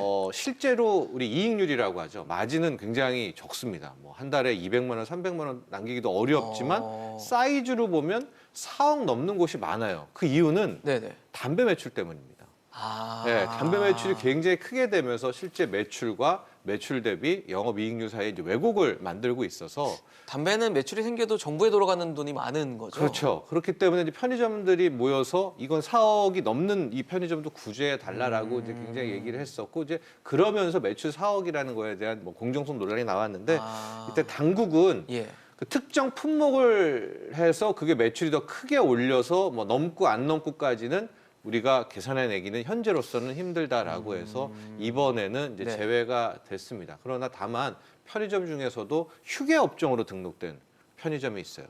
쉽게 말해서 그 의자 이렇게 탁자 같은 거 넣고 먹을 수 있게 돼 있는데요. 사이즈가 좀 되는 네. 데들 중에서는 이번에 이제 구제를 받게 되고 왜냐면 거기는 휴게 업종으로 들어가기 때문에 이번에 그 집합 제한이 가능할 거기 거 걸려서. 아니겠습니까? 예. 거기서는 이제 편의점끼리의 또 형평성도 나오고 있는데 아마 이것이 끝이 아니라면 이제 또 다른 4차라든가 그런 부분이 있다라고 하면 이제 앞으로 그 매출 4억 부분에 대해서도 좀 더 날카롭고 정교한 잣대가 필요하지 않나 보여집니다. 지금 사실 재난지원금 지급을 둘러싸고 형평성이 굉장히 크게 논란이 되고 있는데 지금 평론가님 말씀 들어봐도 편의점주 입장에서는 매출이 4억 원이 넘는데 이제 담배 매출이 많아서 그래서 이제 나에게 남는 건 별로 없는 상황인 거잖아요. 이런 분들은 참 억울하지 않을까라는 생각이 드는데 어떻게 보십니까? 그러니까 결국에는 이게 지금 그 실질적으로 소득이나 매출이 얼마나 감소했는지를 가지고 그 피해를 중심으로 해서 지원하는 방식이 아니라 집합 금지나 제한에 따른 그 업종별 분류에 따라서 좀 일괄적인 기준에 따라서 지원하기 때문인데요. 실제로 그 매출 기준에서 중요한 것은 수익률이 얼마나 그렇죠. 나타나느냐. 그리고 그러다 보니까 우리 과세 체계상에서도 경비율이라는 것들을 적용하고 있거든요. 근데 그게 업종마다 굉장히 차이가 많이 있습니다. 네. 그래서 사실 그냥 일괄적인 매출보다는 향후에 정말 선별적인 지원을 제대로 하려고 한다면 단순히 업종이 아니라 또 업종 내에서의 어떤 경비율이라든지 수익률 이런 걸 좀 고려하고 또 앞으로 이제 그 2020년도에 어떤 그 변동이 있었는지가 조만간 국세청에서 파악이 제대로 될 테니까 그걸 가지고 한번 정말 그 필요한 부분에 대해서 좀 크게 지원하는 선별 지원도 고민해 볼 필요가 있다고 생각이 듭니다. 지금 현 시점에서는 매출이 아니라 일종의 순이익 개념에서 뭐 얼마나 줄었는지를 측정해서 지급하는 건 좀 어려운 상황인가요? 네, 지금 당장은 그렇게 하기에는 어려운 상황이고요. 이제 그리고 이게 그 거리두기라든지 아니면 그 집합 금지라든지 제한에 따라서 이제 업종별 분류로 그 접근을 하고 있기 때문에 네. 그렇게 세밀하게 계산을 하거나 뭐 그 피해를 따져서 지원하기는 어려운데요. 아마 올해 상반기 정도 되면 종합소득 신고라든지 이런 과정을 거쳐서 네. 정말 2019년도 대비 코로나 영향을 2020년도에 개별 사업장별로 얼마나 받았는지를 알 수 있기 때문에 이제 그 선별 지원 방식을 고려한다고 하면 훨씬 더 정확하게 지원할 수 있는 방법을 고려해 볼 수도 있을 것 같습니다. 사실 지금 뭐 집합 금지 업종들이 몇 가지 있는데 최근에 좀 얘기가 됐던 것 중 하나가 이 실내 체육 시설이었잖아요. 그래서 정부가 지난 8일부터 모든 실내 체육 시설에 대한 영업 금지 조치를 제한적으로 좀 해제를 했습니다. 그래서 했는데 문제는 이제 그 아동이나 청소년들이 가는 뭐 9명까지만 받을 수 있는 체육 시설을 이제 허가를 하겠다라는 거였는데 그러다 보니까 저희 지금 뭐 화면에 나오고 있지만 헬스장 을 운영하시는 분들이 굉장히 어려움을 많이 호소를 했어요. 네, 네. 헬스장을 이용하는 대부분의 사람들이 성인인데 아동과 청소년에게 9명까지만 허용을 해준다고 이게 무슨 대책이 되냐. 네. 근데 사실 못 만드는 아이들이 그렇게 많을까라는 생각이 들거든요. 그렇습니다. 지금 이제 사실은 코로나19 확진자가 최초 나온 게 이제 작년 1월 20일이고요.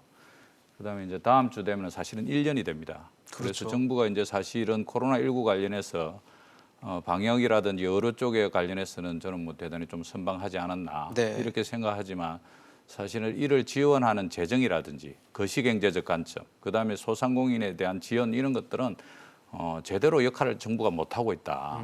소위 말해서 이 핀셋으로 정확하게 집어서 사실은 고민했어야 되는 부분입니다. 지원과 관련된 부분들도 이번에 이제 신속하게 이렇게 이제 사실은 생각보다 이 이제 3차 재난지원금이 빨리 나오게 되는데요. 사실은 작년 12월에 우리가 직설에서 이야기했지 않습니까? 내년 예산에서 사실은 정부 안에서는 이 재난지원금이 반영되지 않았습니다. 그래서 제가 네. 1월 달에 추경하려고 그러냐, 왜 이렇게 지금 자영업자들 힘든데 그걸 반영 제대로 안 하냐. 규모도 3조 가지고는 턱도 없다 이랬는데 맞아요. 뭐 말씀해 이제 주셨죠. 9조 뭐 3천억으로 올랐는데요. 사실은 자영업자들은 지금 벼랑 끝으로 몰려가고 가고 있지 않습니까? 1년이 됐는데. 그리고 1년이 됐는데도 불구하고 정부가 이것을 갖다 정확하게 판단하지 못했다는 거.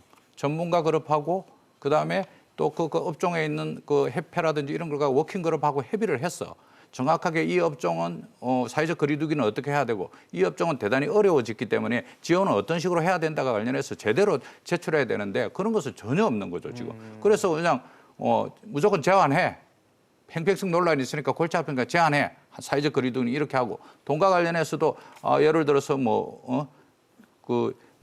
헬스장, 네. 그다음에 1월 초에 이제 대단히 많은 기자회견들 했지 않습니까? 죽겠다고. 그러니까 급하게 놀래서 사실 신속하게 지급된 거예요. 지금 이번에 3차 재난지원금도. 네. 그런데 이 소상공인들 지금 한 번만 지급해서 될 일이 아니고 저는 매월 지급을 해야 됩니다, 지금. 그래서 백신이 들어와 가지고 어느 정도 경기가 풀어지고 살아날 때까지는 소상공인에 대해서 지원은 매월 해야 되는 거죠. 이제 그 구체적인 근거가 사실은 고용유지지원금은 6개월 지급합니다, 노동자들한테. 근데 자영업자들은 훨씬 더 어렵거든요. 그렇죠. 이걸 갖다 지속적으로 금액별로 100만 원이 되든 200만 원이 되든 규모에 따라서 헬스클럽 같은 데는 훨씬 더 크고 넓게 빌려가지고 임대료에다가 엄청나죠. 그다음에 리스로에다가 엄청나게 많은 돈이 들어가잖아요. 이건 좀 더 많이. 그다음에 식당 같은 경우에는 배달로서 조금 나아지고 있기 때문에 거기는 조금 작게 이렇게 해서라도 핀셋으로 집어써야 되는데 핀셋은 정말 여기가 필요한데 부동산 쪽에만 너무 초점을 맞춰가지고 이쪽은 제대로 접근을 못한 것 같다는 느낌이 상당히 강하고 그런 불만들이 지금 현장에서 상당히 일어나고 있습니다, 지금. 사실 이 헬스장에 대한 규제를 풀었다라고 했을 때 참 탁상 행정의 대표적인 예가 되지 않을까라는 생각이 들 정도로 이게 무슨 대책인가 싶었거든요, 사실. 그렇습니다. 이제 소상공인 분들이 거의 마지막 단계까지 온 것 같아요. 사실 예. 극단적인 선택을 하신 분도 예. 안타깝지만 있었어요. 그렇습니다. 그런 것뿐만이 아니라 우리가 요즘에 방역 저항 이런 말이 조심스럽게 나오고 있는데 이제 거의 1년간 묶이면서 소상공인 분들도 거의 이제 마지막 참을 만큼 정말 참은 죽겠다라고 그런 하시는 상황입니다. 거거든요. 그런데도 이제 잘 지키는 것 중에 하나는 그걸 지키게 하는 게 힘은 역시 형평성과 공정성의 힘이거든요. 근데 다만 요번에 저는 이 실내 체육시설 관련해 가지고 정부가 약간 실수했던 부분이 정부는 일단 나름 아이디어를 냈던 것 같아요. 가령 풀어주면서 그 돌봄의 기능이 있는 일종의 운동을 겸비한 곳들, 뭐 가령 태권도장 태권도장, 같은 데, 네. 또 뭐 발레 교습, 또 검도 교습 이런 것들은 학생들이 많고 돌봄의 기능을 어쨌든 분배할 수 있기 때문에 이번에 풀어준 반면에 네. 성인 위주의 이런 곳들, 그 가령 헬스클럽, 우리가 네. 뭐 실내 체육시설이지만 보통 뭐 헬스장 부르는 곳들, 그렇죠. 뭐 당구장이라든가 네. 이런 곳들은 또 돌봄의 묶어놨다. 기능이 좀 어렵다고 묶어놨는데 더 중요한 건요. 현재 시점에서는 그런 어떤 일부 돌봄의 기능을 소화하는 것보다는 같은 자영업자 내에서의 그런 공정성 부분이었었거든요. 형평과 그러니까 공정. 여기서 마지막 남은 것이 방역 저항이라는 부분. 그러니까 소상공인들이 적극적으로 지금까지 참여를 해줬는데 이게 무너져서 이분들이 거리로 나올 경우에는 이건 정말로 큰 문제입니다. 예. 근데 그런 부분을 왜 간과했지?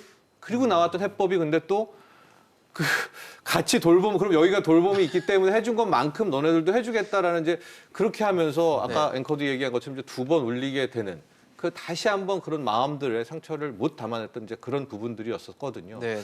그래서 이제 지금 나온 방법들은 아까 위원장님도 얘기하셨지만 이제 워킹 그룹들과 얘기를 하겠다. 그래서 워킹 그룹이 뭐 10분만, 30분마다 환기하고 뭐 소독하고 뭐 이럴 경우에 한해서는 점차적으로 풀겠다라고 했는데 그거를 빨리 했었어야죠. 근데 지금 코인 노래방이라든가 뭐 여기서도 닦고 또 닦고 뭐 환기시키고 뭐 한다라고 한 그런 뭐 있었거든요. 그러니까 예. 그 워킹 그룹이라든가 이거 접촉을 좀 빨리 해서 지금 이 마지막 단계에 거리로 나오는 부분만큼은 좀 나갔었어야 되지 않나 네. 뒤늦은 아쉬움들이 있습니다. 벌써 뭐 코로나19라는 이 전대미문의 사태가 1년이 정말 다 돼가는 시점이기 때문에 뭐 그럴듯한 대책과 이런 것들이 좀 나왔으면 하는 아쉬움들이 좀 남는 시점인데 정부의 고민도 있습니다. 뭐 이제 아무래도 재원 문제가 가장 큰 고민 중에 하나일 텐데 정부는 일단 올해 연초부터 한 정부 예비비의 한 절반 이상을 좀 소진하겠다라고 하는데 이러다 보니까 나중에 또 걱정이 되잖아요. 나중에 백신도 얘기가 될 수 있고 앞으로 또 어떤 사태가 어떻게 펼쳐질지 모르는데 이렇게 예비비를 초반에 다 써버리면 어떻게 보면 비상금 다 쓰는 건데 이제 남는 돈 없으면 어떻게 되나 걱정됩니다. 일단은 뭐 그 작년 말에 그 예산안 부분에 충분히 예상할 수 있는 상황임에도 불구하고 예산에 충분히 미리 반영이 안 됐기 때문에 그런 거고요. 그러다 보니까 긴급재난지원에 있어서 3조 정도 예산에 반영이 됐는데 결국에는 이번에 9조 3천억까지 가면서 물론 이제 앞쪽에 못 썼던 비용도 쓰는 게 있긴 하지만 갚는 것도 있고. 그렇긴 하지만 이제 예비비에서 상당 부분 쓰다 보니까 연초부터 이제 절반 이상 그렇게 쓰고 시작을 하는데요. 예. 사실 지금 상황은 언제 이 상황이 지금 끝날지를 알 수가 없는 상황이고요. 예. 지금 뭐 예비비 절반 정도 썼다고 하지만 결국에는 벌써 논의되고 있는 4차 긴급재난지원이라든지 이후에 또 그 피해 업종이라든지 소상공인이나 특고 프리랜서에 대한 추가 지원을 위해서는 아마 예비비 정도의 문제가 아니라 추경을 통해서 좀 더 아마 적극적인 지원을 하는 게 더 필요할 수도 있겠다. 그래서 지금은 어떻게 보면 재정 여건보다는 말씀하셨던 것처럼 이미 2달 이상 동안 굉장히 감염이 확산되면서 어려움을 겪고 있는 소상공인들 그리고 1년 동안 굉장히 일이 많이 줄었던 특고나 프리랜서분들 뭐 거의 전 국민 중에 절반 이상이 굉장히 큰 피해를 받았기 때문에 이런 부분에 대해서 적극적으로 재정이 어떤 역할을 할지를 우선 고민하는 게 더 필요하다고 생각합니다. 어떠세요, 대표님? 예, 저는 이제 뭐 정부가 예비비를 이미 뭐 상당 부분 소진했죠. 그 뭐 8조 6천억 중에서 뭐 4조 이상을 갖다 이미 써버린 상태이기 그러니까요. 때문에 사실은 뭐 예비비가 남아 있지 않았습니다. 그래서 불과 우리가 예산 당국이랑 국회에서 올 예산 책정할 때 사실은 코로나 상황과 관련해서 고민이 있었느냐? 고민이 대단히 부족했던 거죠. 지금 뭐 예비비도 없고 결국 이제 한 번 더 재난지원금을 지급하려면은 추경을 해야 되는 그런 또 상황이 추경을 해야 되는 상황입니다. 그래서 뭐 당장에 이제 뭐 작년 추석에 주고 올 설에 주고 그다음에 이제 뭐 올 추석에 주고 끝내려고 생각하는지는 모르겠지만 뭐 또 선거 앞두고 논란이 있겠지. 지금 자영업자들의 수준은 그런 수준이 아니거든요. 그렇죠. 그래서 한 번 주가지고 300만 원으로 이걸 해결되고 지금 이 300만 원으로 헬스장이나 당구장이나 뭐 요가 하는 데나 다 이런 데들 해결이 안 되는 이런 구조 아닙니까? 그래서 정부가 좀 더 심도 있게 논의를 해서 4차 재난지원금 보편이냐 선별이냐 이것 가지고 논쟁하지 말고 자영업자 대책을 어떻게 세울 것인가 관련해서 고민을 했어야 된다. 미국이 뭐 지난 12월 21일 날 1,000조 정도 되는 3차 대규모 추경안 부양책을. 부양책을 냈습니다. 그래서 5번의 부양책 총 규모가 3조 7천억 불이니까 우리 돈으로 한 4천조 정도를 갖다가 미국이 작년에 쏟아부었습니다.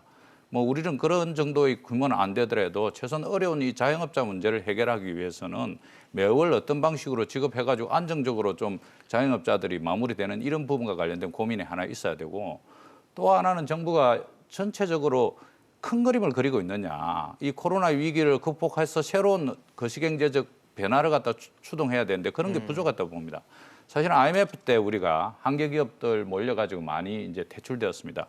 그러고 나서 우리 기업들의 안타까움은 있지만 우리 기업들의 경쟁력이 커졌거든요. 그래서 우리가 이 자영업자들과 관련해서 지원하는 과정에서도 예. 폐업한 사람들은 돈을 안 지급을 안 합니다. 근데 폐업한 사람이 오죽하면 폐업했겠습니까? 그렇죠. 대단히 어려울 거 아닙니까? 그럼 이 폐업하신 분들에 대해서도 일정 부분 지원하고 특히 이제 지원하는 조건으로 재취업이나 재교육과 관련된 이런 프로그램에 가입한다면 적극적으로 지원해야죠. 그렇죠. 또 폐업을 준비하고 있는 사람들 저거 지금 자영업자 지원금 받으려고 폐업을 안 해야 되겠습니까? 그러니까요. 그럼 뭐 예를 들어서 폐업을 하더라도 또 대출 프로그램을 작동시켜 가지고 빚을 상당 부분 갚아내고 이런 것과 관련된 이런 거시경제적인 좀 국민 경제 전체를 전환하는 이런 노력들도 부족하다.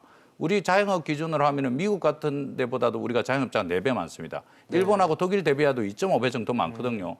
우리 경제의 가장 큰 숙제 중에 하나가 이 자영업 비율을 줄이는 건데 이번 기회가 정부가 어차피 적극적으로 좀 노력을 기울여서 거시경제적으로 좀 자영업 비율을 줄이는 그런 전환, 그런 데 대한 재정의 투입, 그런 것과 관련된 사회적 합의 이런 것을 내야 되는데 지금 현재까지 제출된 게 하나도 없다고 봐야죠.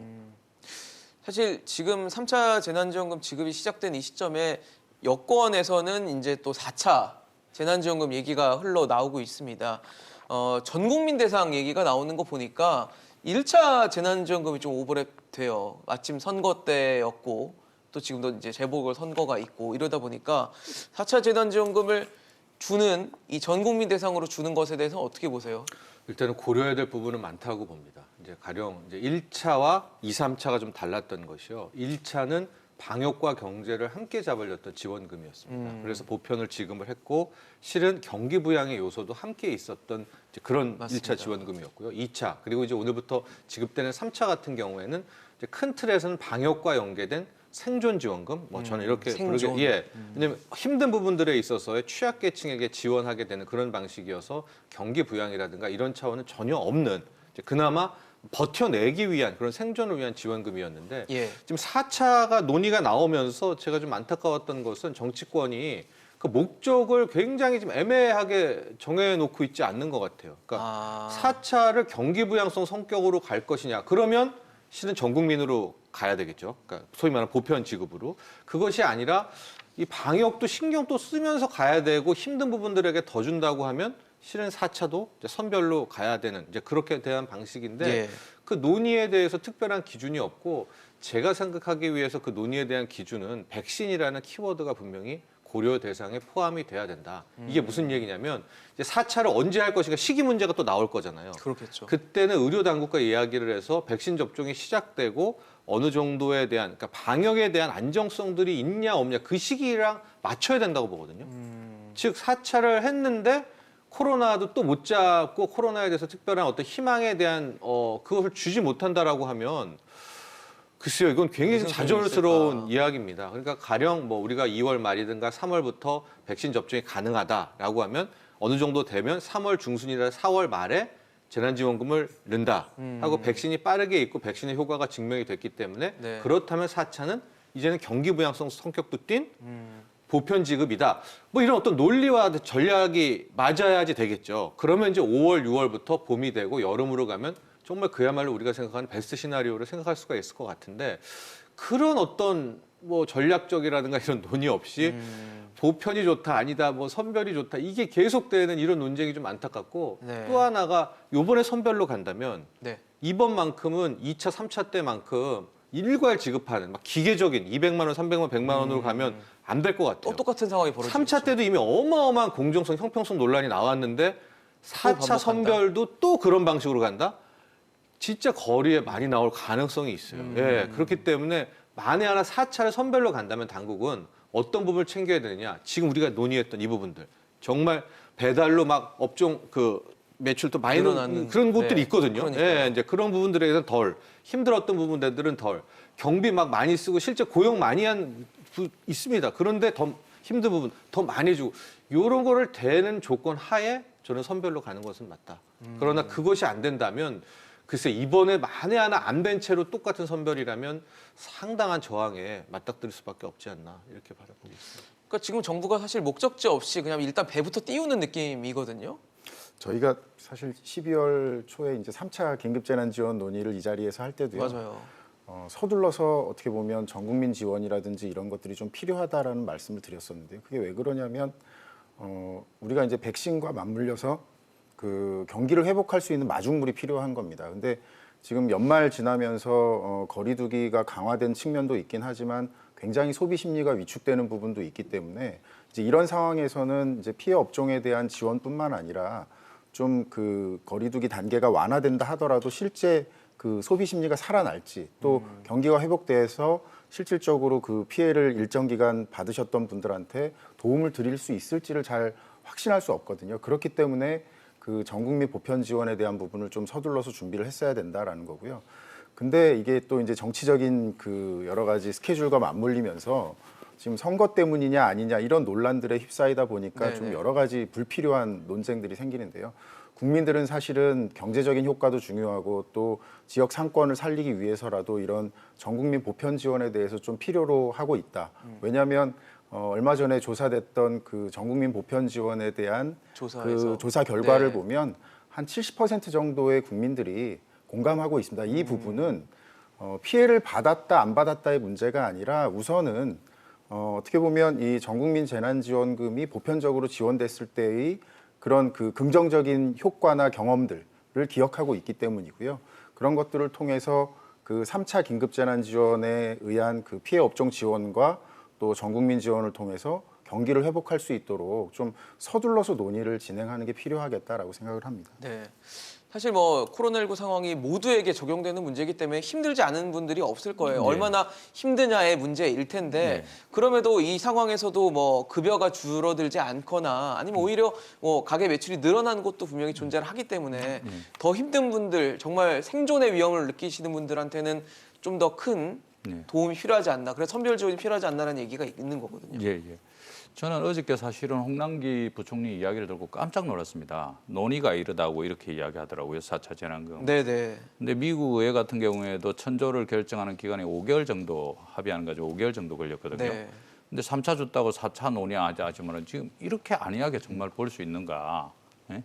이렇게 안 해보요. 저는 보편이든 선별이든 논의해서 결정해야 되는데 4차 지원금이 예를 들어서 보편적으로 다 지급할 경우에는 우리가 소비 활동을 할 수 있어야 됩니다. 그렇죠. 그리고 작년에 오류 중에 하나가 10월쯤에 조금 뭐 방역이 나아진다 해가지고 쿠폰 발행하고 이랬는데 그것이 결국은 이제 독이 뭐 됐죠. 3차 팬데믹으로 가는 상황으로 끌고 갔지 않았습니까? 그렇기 때문에 이 보편이냐 여지의 여부는 결국은 전문가들한테 물어봐서 완전히 잡혀가지고 백신이 어느 정도 들어온 상황에서 사람들이 거리로 나가서 소비를 할 수 있을 정도의 상황에서의 보편은 경제를 회복시키는 마중물이 되겠죠.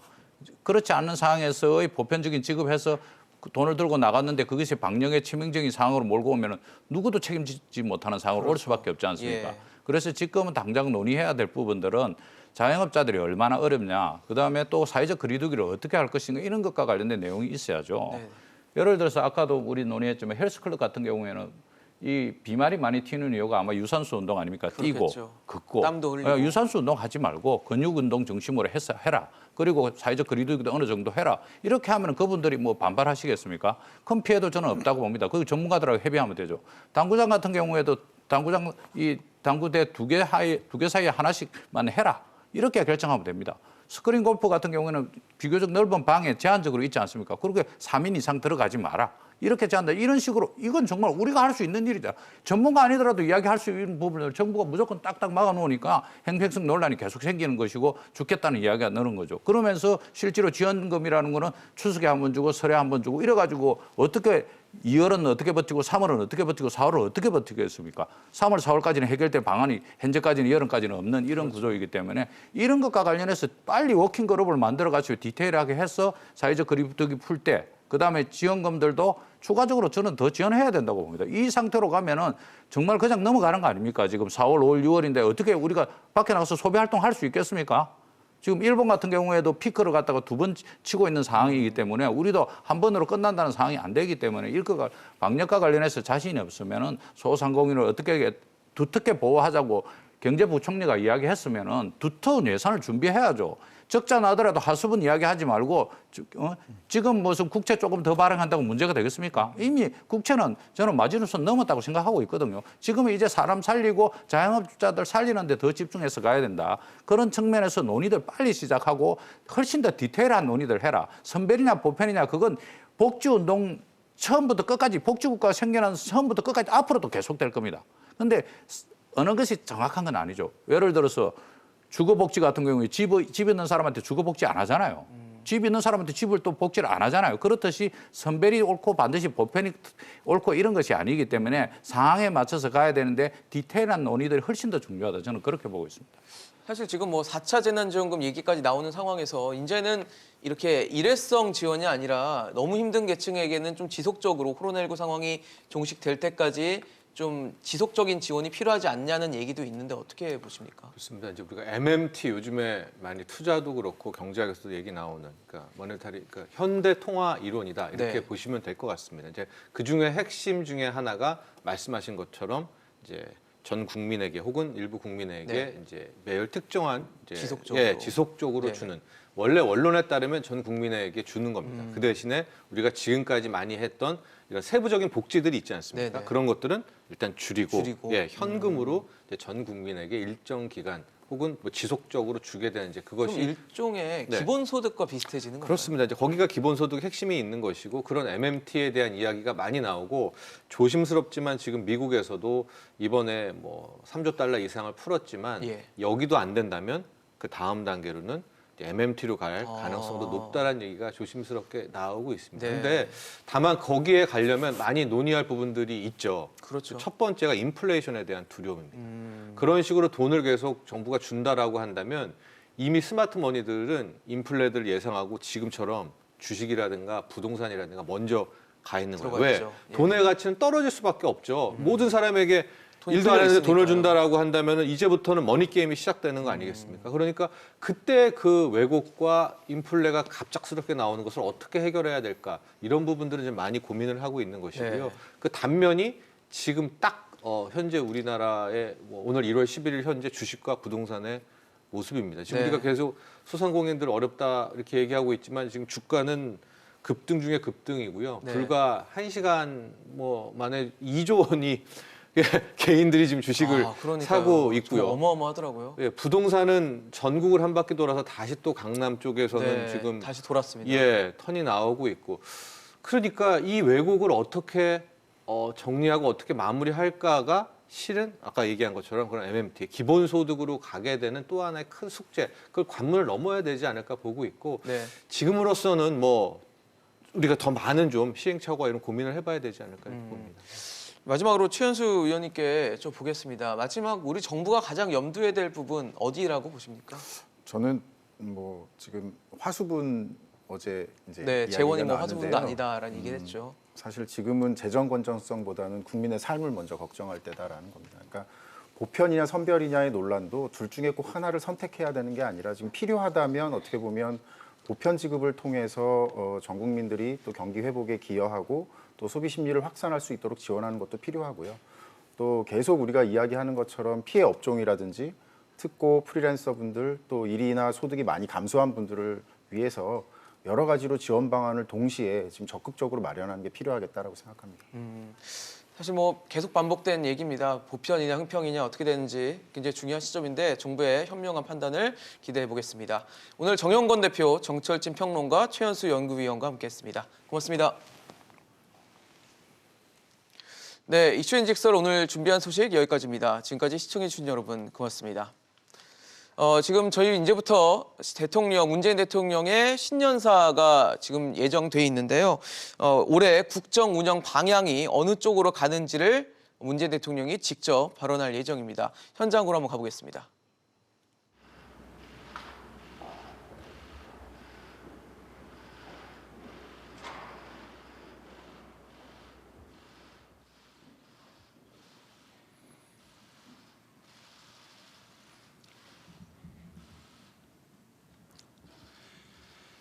존경하는 국민 여러분, 신축년 새해를 맞았습니다.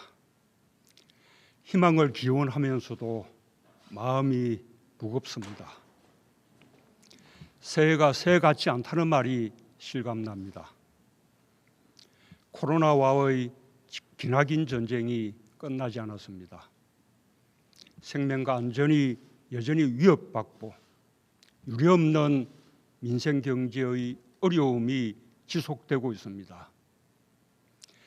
일상을 상실로 가는 아픔도 계속되고 있습니다. 고난의 시기를 건너고 계신 국민들께 깊은 위로의 말씀을 드립니다. 그러나 새해는 분명히 다른 해가 될 것입니다. 우리는 함께 코로나를 이겨낼 것입니다. 2021년은 우리 국민에게 회복의 해, 포용의 해, 도약의 해가 될 것입니다. 국민 여러분, 2020년 신종 감염병이 인류의 생명을 위협했고 일상은 송두리째 바뀌었습니다. 우리 또한 예외가 아니었습니다. 세계 경제도 대공황 이후 최악의 침체를 겪었습니다. 우리 경제 역시 마이너스 성장을 면치 못했습니다. 모두가 어렵고 힘들었습니다. 국민들은 1년 내내 불편을 감수해야 했습니다.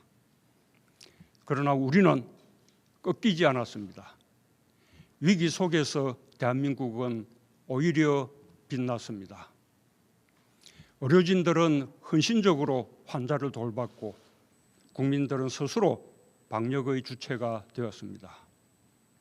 우리 국민들은 이웃의 안전이 곧 나의 안전이라는 지극히 평범한 진실을 놀라운 실천으로 전 세계에 보여주었습니다. 국민들이 자발적으로 구상한 창의적인 방역 조치들은 신속하게 현장에 적용되었습니다.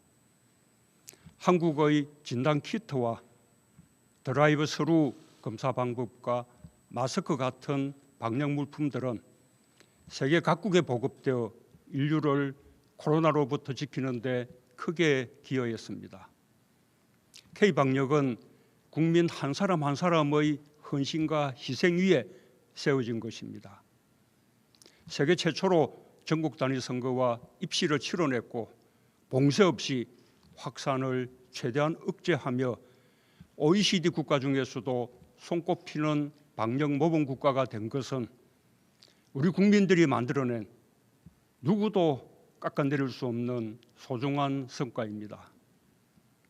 우리 국민들의 상생 정신은 경제 위기를 극복하는 데에도 가장 큰 힘이 되었습니다.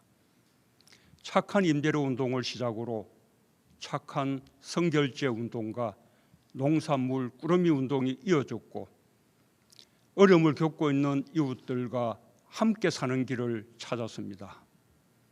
노동자들은 경제 위기 극복에 앞장섰고 기업들은 최대한 고용을 유지해 주었습니다. 우리 경제는 지난해 OECD 국가 중 최고의 성장률로 GDP 규모 세계 10위권 안으로 진입할 전망이며 1인당 국민소득 또한 사상 처음으로 G7 국가를 넘어설 것으로 예측됩니다. 주가지수 역시 2000선 돌파 14년 만에 주가 3000 시대를 열며 OECD 국가 중 가장 높은 주가 상승률을 기록했고 위기 속에서도 한국 경제의 미래 전망이 밝음을 보여주고 있습니다. 대한민국은 결코 멈추지 않았습니다. 국민 모두 어려움 속에서 최선을 다하며 위기에 강한 대한민국의 저력을 보여주었습니다. 이제는 드디어 어두운 터널의 끝이 보입니다. 불확실성들이 많이 거쳐 이제는 예측하고 전망하며 계획을 세울 수 있게 되었습니다. 올해 우리는 온전히 일상을 회복하고 빠르고 강한 경제 회복으로 새로운 시대의 선도국가로 도약할 것입니다. 하지만 국가 경제가 나아지더라도 고용을 회복하고 소상공인 자영업자들이 입은 타격을 회복하는 데에는 더 많은 시간이 걸릴 것입니다. 코로나로 더 깊어진 격차를 줄이는 포용적인 회복을 이루는 것이 무엇보다 중요합니다. 국민 여러분, 마스크에서 해방되는 평범한 일상으로 빠르게 돌아가는 것이 급선무입니다. 점차 나아지고 있는 방역의 마지막 고비를 잘 넘기는 것이 우선입니다. 정부는 국민과 함께 3차 유행을 조기에 끝낼 수 있도록 최선을 다하겠습니다. 다음 달이면 백신 접종을 시작할 수 있습니다. 우선순위에 따라 순서대로 전 국민이 무료로 접종받을 수 있도록 하겠습니다. 우리 기업이 개발한 치료제의 심사도 진행 중입니다. 안전성의 검사와 허가, 사용과 효과에 이르기까지 전 과정을 투명하게 공개하겠습니다. 자체적인 백신 개발도 계속 독려할 것입니다. 백신 자주권을 확보하여 우리 국민의 안전과 국제보건협력을 강화하는 데 기여할 수 있도록 하겠습니다. 경제에서도 빠르고 강한 회복을 이룰 것입니다. 이미 우리 경제는 지난해 3분기부터 플러스 성장으로 전환했습니다. 지난해 12월 수출은 2년 만에 500억 달러를 넘었고 12월 기준으로는 역대 최고치를 기록했습니다. 이 기세를 이어 우리 경제는 올해 상반기에 코로나 이전 수준을 회복하게 될 것입니다. 민생 경제에서는 코로나 3차 확산의 피해 업종과 계층을 지원하기 위해 오늘부터 280만 명의 소상공인 자영업자와 특수고용직, 프리랜서, 돌봄 종사자를 비롯한 87만 명의 고용 취약 계층에게 3차 재난지원금을 지급합니다. 충분하지 않은 줄 알지만 민생경제의 회복을 위한 마중물이 되기를 기대합니다. 정부는 이에 그치지 않고 민생경제 회복을 위해 앞으로도 정책 역량을 총동원하겠습니다. 상반기 중에 우리 경제가 코로나 이전 수준으로 회복될 수 있도록 확장적 예산을 신속하게 집행하고 110조 원 규모의 공공과 민간 투자 프로젝트를 속도감 있게 추진하겠습니다. 민생 경제의 핵심은 일자리입니다. 지난해보다 5조 원 늘어난 30조 5천억 원의 일자리 예산을 1분기에 집중 투입하겠습니다. 특히 청년, 어르신, 장애인을 비롯한 취약계층을 위해 직접 일자리 104만 개를 만들 예정입니다. 함께 위기를 극복하기 위한 고용안전망과 사회안전망도 한층 강화됩니다. 청년층과 저소득 구직자들이 취업 지원 서비스와 함께 생계비를 지원받을 수 있는 국민 취업 지원 제도가 이달부터 시행됩니다. 지난해 예술인들에 이어 오는 7월부터 특수고용직까지 고용보험 적용이 확대될 예정입니다. 그동안 부양 의무자가 있다는 이유로 생계급여를 받지 못했던 어르신과 한부모 가정, 저소득 가구 모두 이달부터 생계급여를 받을 수 있게 되었으며 내년부터는 모든 가구의 부양 의무자 기준을 폐지합니다. 앞으로 전 국민 고용보험제도, 상병수당 등 고용안전망과 사회안전망 확충 노력을 계속해 나가겠습니다. 위기일수록 서로의 손을 잡고 함께 가야 합니다. 함께 위기에서 벗어나야 일상으로 돌아가는 일도 그만큼 수월해집니다. 지난해 적극적인 일자리 창출과 저소득층 지원 노력으로 다른 나라들에 비해 고용 충격을 완화할 수 있었습니다. 저소득층에 대한 정부 지원을 대폭 늘려 재정을 통한 분배 개선 효과도 크게 늘어났습니다. 하지만 아직 부족합니다. 민생 회복과 안전망 확충을 위해 더욱 노력하겠습니다. 불편을 참고 이웃을 먼저 생각해 주신 국민들의 노력이 헛되지 않도록 격차를 좁히는 위기 극복으로 보답하겠습니다. 주거 문제의 어려움으로 낙심이 큰 국민들께는 매우 송구한 마음입니다. 주거 안정을 위해 필요한 대책 마련을 주저하지 않겠습니다. 특별히 공급 확대에 역점을 두고 빠르게 효과를 볼 수 있는 다양한 주택 공급 방안을 신속히 마련하겠습니다. 국민 여러분, 코로나로 인해 세계 경제가 빠르게 바뀌고 있습니다. 비대면 경제와 디지털 혁신이 가속화되고 4차 산업혁명이 앞당겨지고 있습니다. 코로나 이후 변화하는 세계 시장을 선점하기 위한 각국의 경쟁도 더욱 치열해질 것입니다. 미래는 준비하는 자의 몫입니다. 우리 경제도 선도형 경제로의 대전환에 나섰습니다. 자동차, 조선과 같은 우리 주력 산업들이 경쟁력을 되찾고 있습니다. 자동차 생산량은 지난해 세계 5강에 진입했고 조선 수주량은 세계 1위 자리를 되찾았습니다. 정부가 역점을 두어온 시스템 반도체, 미래차, 바이오 헬스 등 3대 신산업 모두 두 자릿수 수출 증가율을 보이며 새로운 주력 산업으로 빠르게 자리매김하고 있습니다. 미래에 대한 투자도 꾸준히 늘고 있습니다. 연구개발 투자 100조 원 시대가 열렸습니다. 세계에서 5번째 규모입니다. 코로나 상황 속에서도 제2의 벤처붐이 더욱 확산되어 지난해 벤처 펀드 결성액이 역대 최대인 5조 원에 달하고 벤처기업 증가, 고용 증가, 수출 규모 모두 사상 최대를 기록했습니다. 우리 경제의 혁신 속도는 상생의 힘을 통해 더욱 빨라질 것입니다.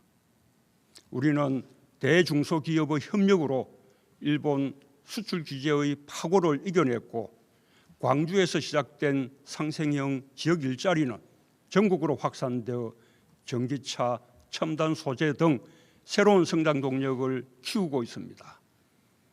올해부터 본격적으로 추진되는 한국판 뉴딜의 핵심 또한 사람과 상생입니다. 한국판 뉴딜이 본격 추진되면 대한민국은 전국 곳곳에서 변화가 일어날 것입니다. 새로운 인재를 육성할 것이며 새로운 성장 동력과 양질의 일자리가 창출될 것입니다. 디지털 뉴딜과 그린 뉴딜은 국민의 삶의 질을 바꾸게 될 것입니다. 무엇보다 국민이 한국판 뉴딜을 체감하고 선도국가로 가는 길에 동행하는 것이 가장 중요합니다. 한국판 뉴딜의 중점을 지역균형 뉴딜에 두겠습니다. 지역이 주체가 되어 지자체와 주민, 지역 기업과 인재들이 머리를 맞대고 현실적이고 창의적인 발전 전략을 만들 수 있도록 하겠습니다. 지역 경제 혁신을 위한 노력도 더욱 강화하겠습니다. 국가 지방 협력 특별교부세 등을 활용한 재정 지원과 함께 규제 자유 특구를 새롭게 지정하여 혁신의 속도를 높이겠습니다. 또한 국가 균형 발전을 위한 대규모 초강력 프로젝트를 신속하게 추진하고 생활 SOC 투자를 늘려 지역 주민의 삶의 질을 더욱 높이겠습니다. 한국판 뉴딜이 지역 균형 유지를 통해 우리 삶 속에 스며들고 기존의 국가 균형 발전 계획과 시너지를 낸다면 우리가 꿈꾸던 혁신적 포용 국가에 성큼 다가설 수 있을 것입니다. 정부는 민간이 활발하게 참여할 수 있도록 뉴딜 펀드 조성과 제도 기반 마련에 힘쓰겠습니다. 디지털 경제 전환, 기후 위기 등 지역 균형 발전 등 뉴딜 10대 영역의 핵심 입법을 조속히 추진하고 기업과의 소통과 협력을 강화해 나가겠습니다. 국민들께서도 적극적으로 참여해 주시기 바랍니다. 사회가 공정하다는 믿음이 있을 때 우리는 함께 사는 길을 선택할 수 있고 실패해도 다시 일어설 수 있다는 용기로 혁신의 힘이 강해질 수 있습니다. 우리는 공정의 힘을 믿으며 그 가치를 바로 세워가고 있습니다. 권력기관 개혁은 견제와 균형을 이루는 일입니다. 법 질서가 누구에게나 평등하고 공정하게 적용되도록 하는 것입니다. 우리는 지난해 오랜 숙제였던 법 제도적인 개혁을 마침내 해냈습니다. 공정경제 3법과 노동 관련 3법은 경제 민주주의를 이뤄낼 것이며 성장의 지속 가능성을 높여줄 것입니다. 모두 오랜 기간 형성된 제도와 관행을 바꾸는 일이만큼 현장에 자리 잡기까지 많은 어려움과 갈등 요소가 있는 것이 사실입니다. 다양한 이해관계자들과 긴밀히 소통하고 협력하여 개혁된 제도를 안착시켜 나가겠습니다. 코로나 시대 교육 격차와 돌봄 격차의 완화, 필수 노동자 보호, 산업재해 예방, 성범죄 근절, 학대 아동 보호 등 우리 사회 각 분야에서 새롭게 제기되는 공정에 대한 요구에도 끊임없이 귀 기울이고 대책을 보완해 가겠습니다. 국민 여러분, 기후변화와 같은 지구적 문제들을 해결하기 위해서도 상생의 정신이 발휘되어야 합니다. 우리 국민들은 자신이 좀 불편해도 자연과 더불어 살아가겠다는 강한 의지를 갖고 있습니다. 올해는 기후변화 협약 이행 원년입니다. 정부는 그동안 우리 경제 구조의 저탄소화를 추진해 왔습니다. 그 노력을 확대하여 올해 안에 에너지와 산업을 비롯한 사회 전 분야에서 2050 탄소 중립 추진 계획을 구체화할 것입니다. 정부는 수소 경제와 저탄소 산업 생태계 육성에 더욱 속도를 내고 세계 시장을 선점해 나가겠습니다. 오는 5월 서울에서 열리는 제2차 P4G 정상회의가 탄소 중립을 향한 국제사회의 의지가 결집되는 장이 될 수 있도록 국민들과 함께 준비하겠습니다. 소프트 파워에서도 선도국가로 도약할 것입니다. 우리 문화예술은 민주주의가 키웠습니다. 우리 문화예술의 창의력, 자유로운 상상력은 민주주의와 함께 더 다양해지고 더 큰 경쟁력을 갖게 되었습니다. BTS와 블랙핑크, 영화 기생충 같은 K 콘텐츠들이 세계인들을 매료시키고 행복을 주고 있습니다. 정부는 문화예술인들이 마음껏 창의력과 끼를 발휘할 수 있도록 예술 창작 활동을 지원하고 한류 콘텐츠의 디지털화를 촉진하는 등 문화 강국의 위상을 더욱 확실하게 다져나가겠습니다. 훌륭한 기량을 갖춘 우리 스포츠 선수와 지도자들도 그 자체로 대한민국을 알리는 K 콘텐츠입니다. 지난해 손흥민, 류현진, 김강현, 고진영 선수를 비롯한 많은 체육인들이 우리 국민과 세계인들에게 희망과 용기를 전했습니다.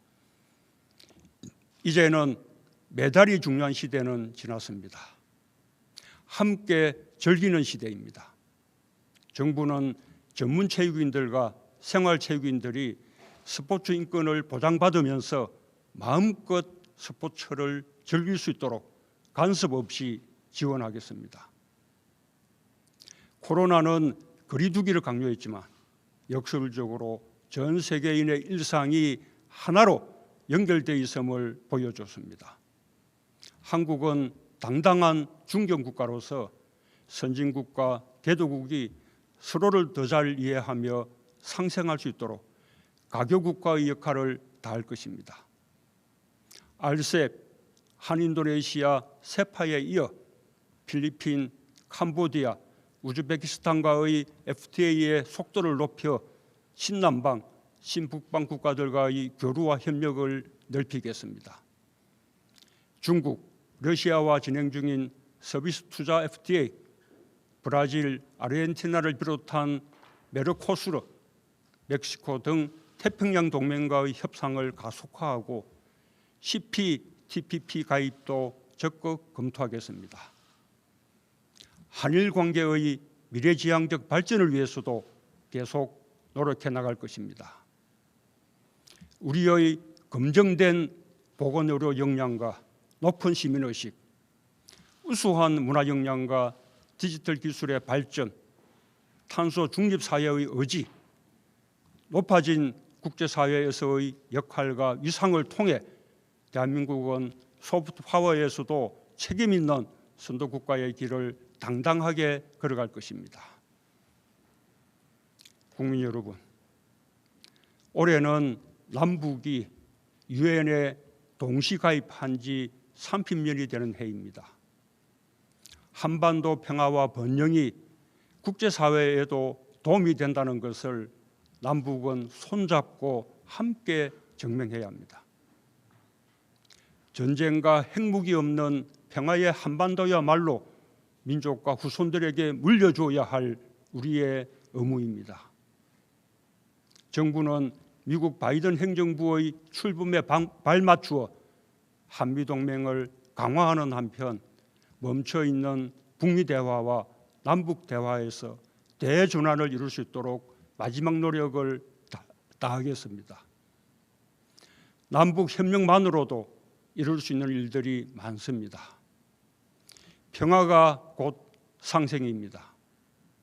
우리는 가축 전염병과 신종 감염병, 자연재해를 겪으며 서로 긴밀히 연결되어 있음을 자각하고 있습니다.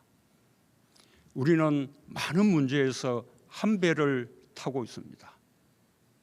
남북 국민들의 생존과 안전을 위해 협력할 수 있는 방안을 찾아야 합니다. 코로나에 대응하는 과정에서 상생과 평화의 물꼬가 트이기를 희망합니다. 동북아 방역보건협력체, 한아세안 포괄적 보건의료 협력을 비롯한 영내 대화에 남북이 함께할 수 있길 바랍니다. 코로나 협력은 가축 전염병과 자연재해 등 남북 국민들의 안전과 생존에 직결되는 문제들에 대한 협력으로 확장될 수 있을 것입니다.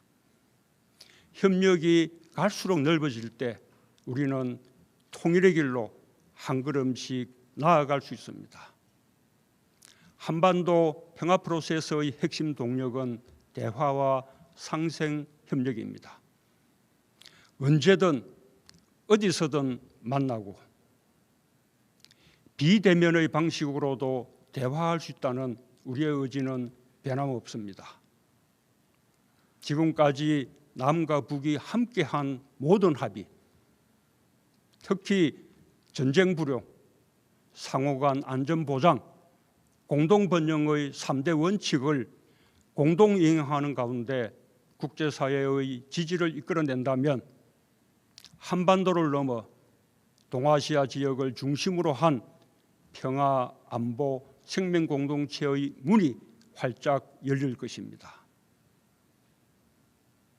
존경하는 국민 여러분, 마스크는 지금까지 아주 쉽게 구입할 수 있었고 인류의 삶에서 그리 주목받는 물품이 아니었습니다. 그러나 코로나가 닥쳐오자 마스크는 자신을 지키기 위한 보호 장비이면서 동시에 배려의 마음을 표시하는 아름다운 물품이 되었습니다. 필수 노동자라는 말도 새롭게 생겨났습니다. 코로나를 겪으면서 보건, 돌봄, 운송, 환경미화, 콜센터 종사자와 같이 우리의 일상 유지를 위해 없어서는 안 될 필수적인 역할을 하는 분들의 노고를 새롭게 깨닫게 되었습니다. 우리는 주변에서 흔하게 보던 물품 하나가 어느 순간 가장 중요한 물품이 될 수 있다는 것을 깨달았고, 마찬가지로 우리는 꼭 필요한 역할을 하면서도 제대로 된 처우를 받지 못하는 분들이 여전히 많다는 것도 새삼 느끼게 되었습니다. 지난해 우리는 우리 사회에 정말 중요한 것이 무엇인지 돌아볼 수 있었습니다. 모두의 안전이 나의 안전이라는 사실을 되새기며 함께 행동에 나설 수 있었습니다. 2021년 우리의 목표는 분명합니다. 회복과 도약입니다. 거기에 포용을 더하고 싶습니다. 일상을 되찾고 경제를 회복하며 격차를 줄이는 한 해가 될 것입니다. 코리아 디스카운트 시대가 끝나고 코리아 프리미엄 시대로 나아가는 선도국가 도약의 길을 향할 것입니다. 지난해는 위기에 강한 나라 대한민국을 재발견한 해였습니다. 2021년 올해는 회복과 포용과 도약의 위대한 해로 만들어냅시다. 감사합니다.